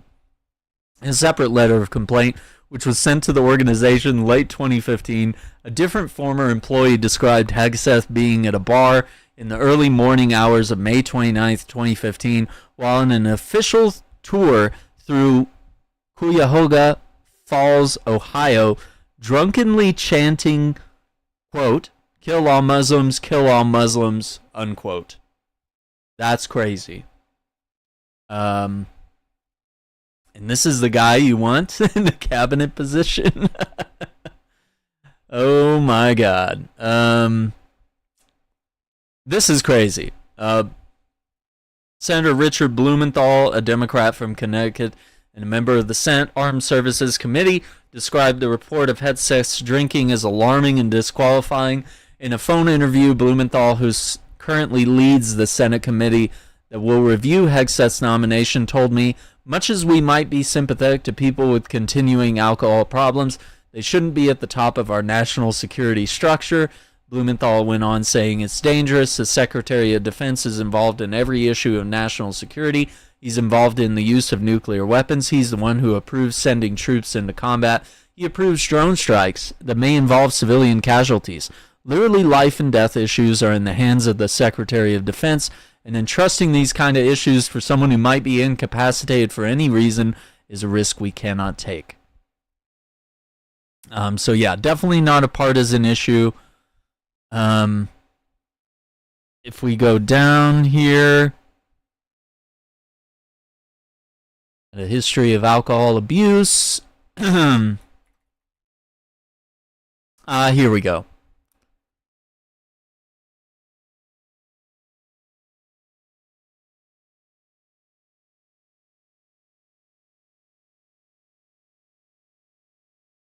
Now, he admitted that his personal life was in tumult. In 2010, he married a second time to Samantha Deering, a co-worker at Vets for Freedom. He admitted in an essay that year that he had fathered a child out of wedlock before marrying her, the Times reported. Then in August 2017, while still married to Deering, he fathered a daughter with another woman, a producer at Fox, Jennifer Roche, whom he eventually married in 2019. As he and Deering wrangled their way through a difficult divorce, as the Times first reported, his mother, Penelope Hegseth, sent him an email excoriating him as an abuser of women who belittles, lies, cheats, sleeps around, and uses women for his own power and ego. This is his own mother admonishing him. Get some help and take an honest look at yourself. A Trump spokesperson denounced the newspaper's publication of the email as despicable and noted that Hegseth's mother had apologized to him for writing it. I don't know. I feel like when you speak out like that in a moment of truth, it's probably accurate, but I mean, people recant statements all the time. Hegseth's mother apologized to him for writing it. Former colleague of Hegseth's at Fox recalled of him, he had kind of a what happens in Vegas stays in Vegas kind of attitude. While his wife and kids were in Minnesota, the colleague added. He was a huge drinker. I can't say if he had a problem, but he was very handsy with the women too. I've certainly seen him drunk.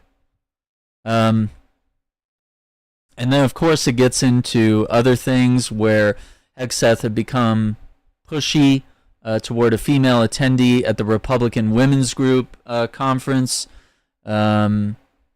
He had allegedly touched her and other women's legs and tried to get her to come to his hotel room. The police report recounts. The female attendee told police investigators she had sent distress signals to a Jane Doe, as the alleged victim is called in the police report, in hopes of getting her to act as what she called a crotch blocker.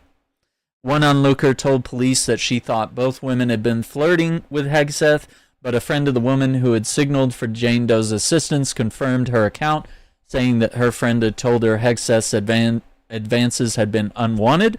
A bit later, around 1 a.m., hotel video surveillance footage captured Jane Doe escorting Hegseth away from the bar, walking arm in arm. Soon afterward, according to a hotel employee's statement to the police, the two engaged in a loud argument by the pool. The employee said two separate guests had called to report the disturbance and described Hegseth as very intoxicated, saying that he cursed at the employee when he approached them. Hegseth argued that he had freedom of speech, the alleged victim. It's so crazy when they say, I have free speech, so I can shout slurs and cuss words in hotel lobbies or whatever. The alleged victim, who had told police she had drunk more than usual that day, but who had appeared not intoxicated to the hotel employee, apologized for Hegseth's behavior to the employee and told them they were both Republicans. That's okay. That's a weird thing to say.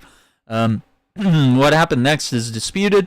Text messages from the alleged victim to her husband, who had accompanied her to the conference and was staying at the hotel along with their two children, suggest he was less than enamored of Hegseth.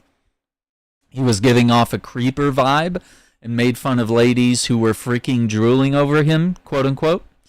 She lamented at one point, "I'm going to be here all night. It's awful," quote unquote. Her husband, meanwhile, asked if he should make s'mores with the kids or go ahead and continue winding them down. That's crazy. Hours later, the alleged victim's husband was still waiting for her to return. Worried, he searched the sports bar, which was empty. Around 2 a.m., he texted her saying, "Holy smokes, lady, I don't remember the last time you were socializing at nearly 2 a.m. She responded, oddly typing, "Ha ha ha, I know.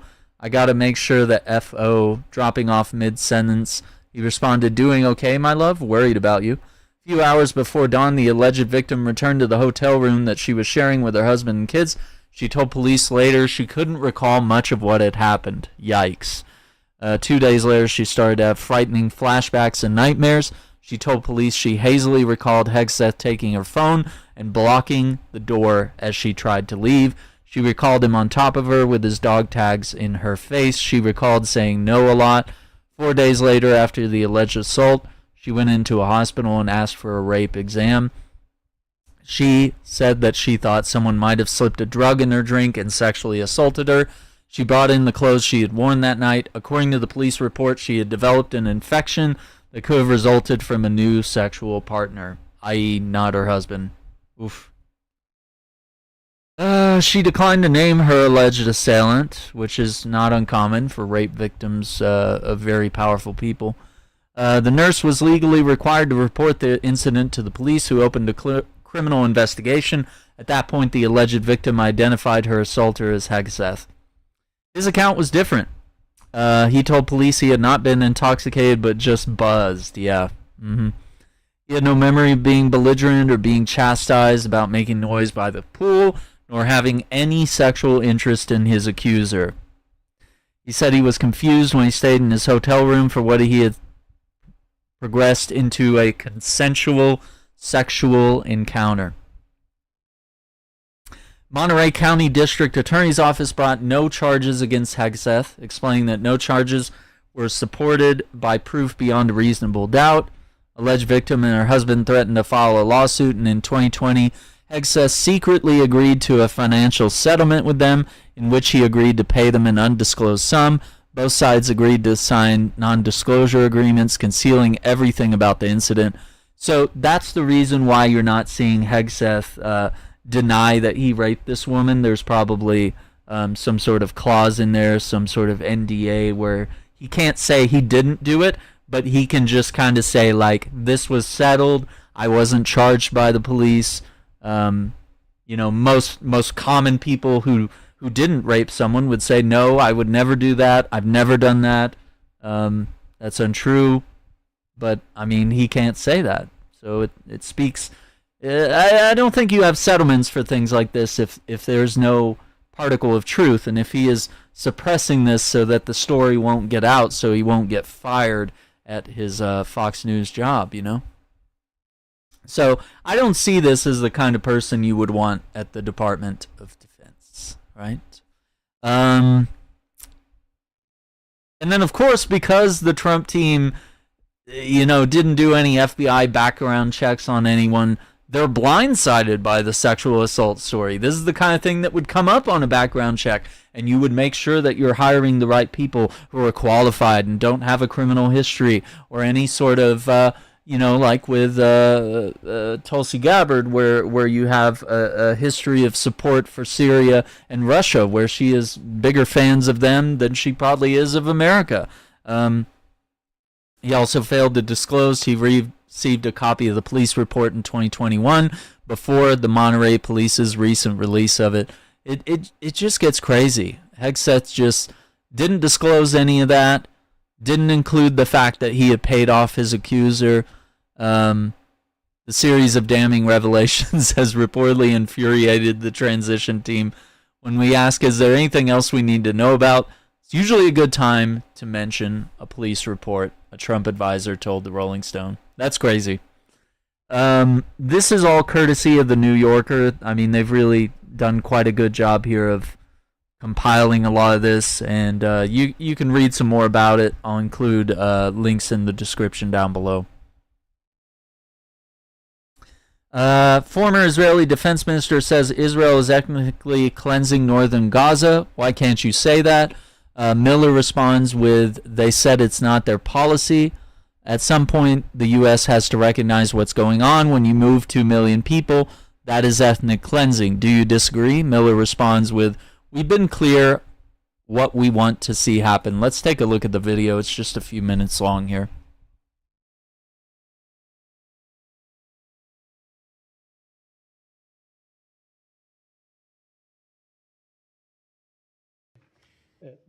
You know, the former Israeli defense minister says that Israel is carrying ethnic cleansing in northern Gaza.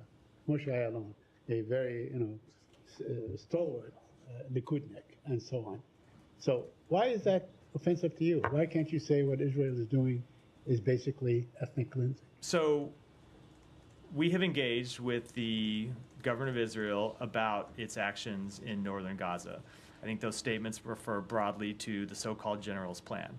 I can tell you two things. Number one, they have said to us that's not their policy. And number two, we have made clear to them that that we would fundamentally reject any such policy. I can't speak to the assessments made by a former Israeli military official. I can tell you that when it comes to deny of international humanitarian law, something else he raised in his statement, we have our ongoing assessments, and they have not concluded. But most observers see what's going on, and they term it as such. They I know you disapprove the word genocide and so on, but a lot of people think what's going on is genocide, especially that the threshold has crossed 45,000 people. So I'm saying that at one point, the U.S. has to recognize what's going on for what it is, right? For what it is. Say, that when you move about 2 million people, that is some sort of ethnic cleansing. Do you disagree? So we have been very clear what we want to see happen in Gaza, and that's everyone who has been forced from their homes, we want to see have the opportunity to go back to their neighborhoods and have the ability to rebuild and have support from the international community to rebuild. How would they do that? Continue to engage, not just with the government of Israel, but with other countries in the region to work to get both a ceasefire and the release of hostages and a plan for the day after that would ultimately allow those Palestinians who have been displaced to do that. But there seems to be no plan for the day after as far as Israel is concerned. We have not seen it. We have not seen it in statements or in deeds and so on. In fact, yesterday, or the day before, I don't remember, they killed three other workers from the World Central Kitchen, so that Israel shows its intent to deprive Gaza of any kind of aid. Yep. Under the pretext that they are attacking a militant. I mean, they've killed the people that committed October 7th. There were maybe 1,400. They have killed already 45,000 people, and they keep doing this under the guise or the pretext or the claim that there was a militant among those people. So, with respect to that strike, I can't speak to it. I know that they have made the public claim that one Can't of the people speak to it. in that strike Yikes. Was affiliated with the attacks on October 7th, or had been involved in the attacks of October 7th. If that's true, it would of course be extremely troubling. But that said, there were other civilians who died in that strikes, which is why we continue to push for a ceasefire. I can tell you that the Secretary is meeting. You don't push for a ceasefire. Come on. Affairs, Ron Dermer, the UN has blocked every ceasefire because of the U.S.'s veto. The position of the United States that we need to get a ceasefire, we need to see the hostages released, we need to implement plans for the day after that would allow they've done nothing of the sort. And reconstruction inside Gaza, and that ought to be an urgent priority, not just for the United States, not just for other countries in the region, but for Israel as well. It'll be on Trump and Netanyahu to figure it out. That Israel claims to have used in killing the kitchen, central kitchen, the World Central Kitchen. It's a Washington-based organization. Look, we think that barring any unique intelligence sensitivities, that's evidence that they ought to make public for the world to see. And you think they will? No, I'm not going to make any predictions about the future. Here we are. I it's those people that at the Department of State that I really can't wait for them to be gone. They can't be gone quick enough.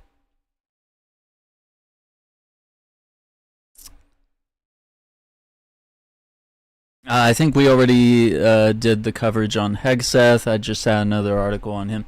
Last thing, this is all from December 3rd. Israel attacks a hospital, besieges a school shelter in northern Gaza. Israel again bombs Kamal Adwan Hospital, besieges Abu Tamam School. Okay, hang on. Israel attacks hospital, besieges school shelter in North Gaza. Israel again bombs Kamal Adwan Hospital and besieges Abu Tamam School, sheltering hundreds of displaced Palestinians in Beit Lahia and northern Gaza. Gaza's health ministry says the Israeli strikes have killed 36 Palestinians and wounded 96 in the latest 24-hour period. Israeli forces encircle the school turned shelter in Beit Lahia. This is more details about that. Our colleagues at Al Jazeera Arabic are reporting that Israeli forces have surrounded a school turned shelter in the besieged northern Gaza's Beit Lahia, launching gunfire towards the building. Notice there's no returning gunfire or anything. The Abu Tamam School is currently home to the internally displaced families who have been unable to move southwards amid a renewed Israeli ground offensive in Gaza's northern region, where famine looms due to a crippling siege. Israeli forces have repeatedly attacked school shelters across Gaza, often killing and wounding many displaced Palestinians, including women and children. That's insane. And this is where we stand at this moment. I mean, there's so much visual evidence and so much testimony of schools, hospitals, churches, and homes being attacked and bombed all across Palestine, Gaza, Lebanon, and illegal arrests in the West Bank. These are the injustices that we have to continue to highlight and stand up for. Otherwise, they will be forgotten. So, thank you. I appreciate you for tuning in. This is a lot. This was a lot of headlines that I've had bookmarked for a long time that I was like, should I make one video and just, bring everything in, or should I make, 100 individual videos? And I was like, one of those seems like slightly less work there. We'll put out some clips of some of the highlights here that we've discussed tonight on the show. But I thank you for jumping in and being a part of the live conversation. Don't forget to hit that like button, subscribe to the channel, ring that notification bell so you don't miss out on any live streams, new videos, shorts. And of course, I'm going to continue posting in the community feed section. Anytime there's something that I just want to comment on real quickly, or if it's something I can't really make a video on per se, there are certain topics here and there where it's I can't really show this on screen, or there's not really much to say about certain things that come up in the news. Sometimes it's quicker to just type up a short little statement or just share an article with you guys so that we can all keep up with some of the stuff here. I do have plans to do I'm pretty caught up on a lot of the stuff that I want to talk about, and there's always more to talk about in Gaza, the West Bank, in Lebanon. But I do want to eventually put some videos out about gun control, about abortion, any other big topics. I mean, we handled the tariff thing pretty well here on the channel. I'd like to dive into healthcare and talk more about that. I just want to talk about all the major issues that are facing the American people, the concerns we have, and I want to wrap our heads around it and get some solutions and get some ideas and show you what people are doing. What are politicians doing about this? Who has what solution, and which solution do progressives tend to align with the most?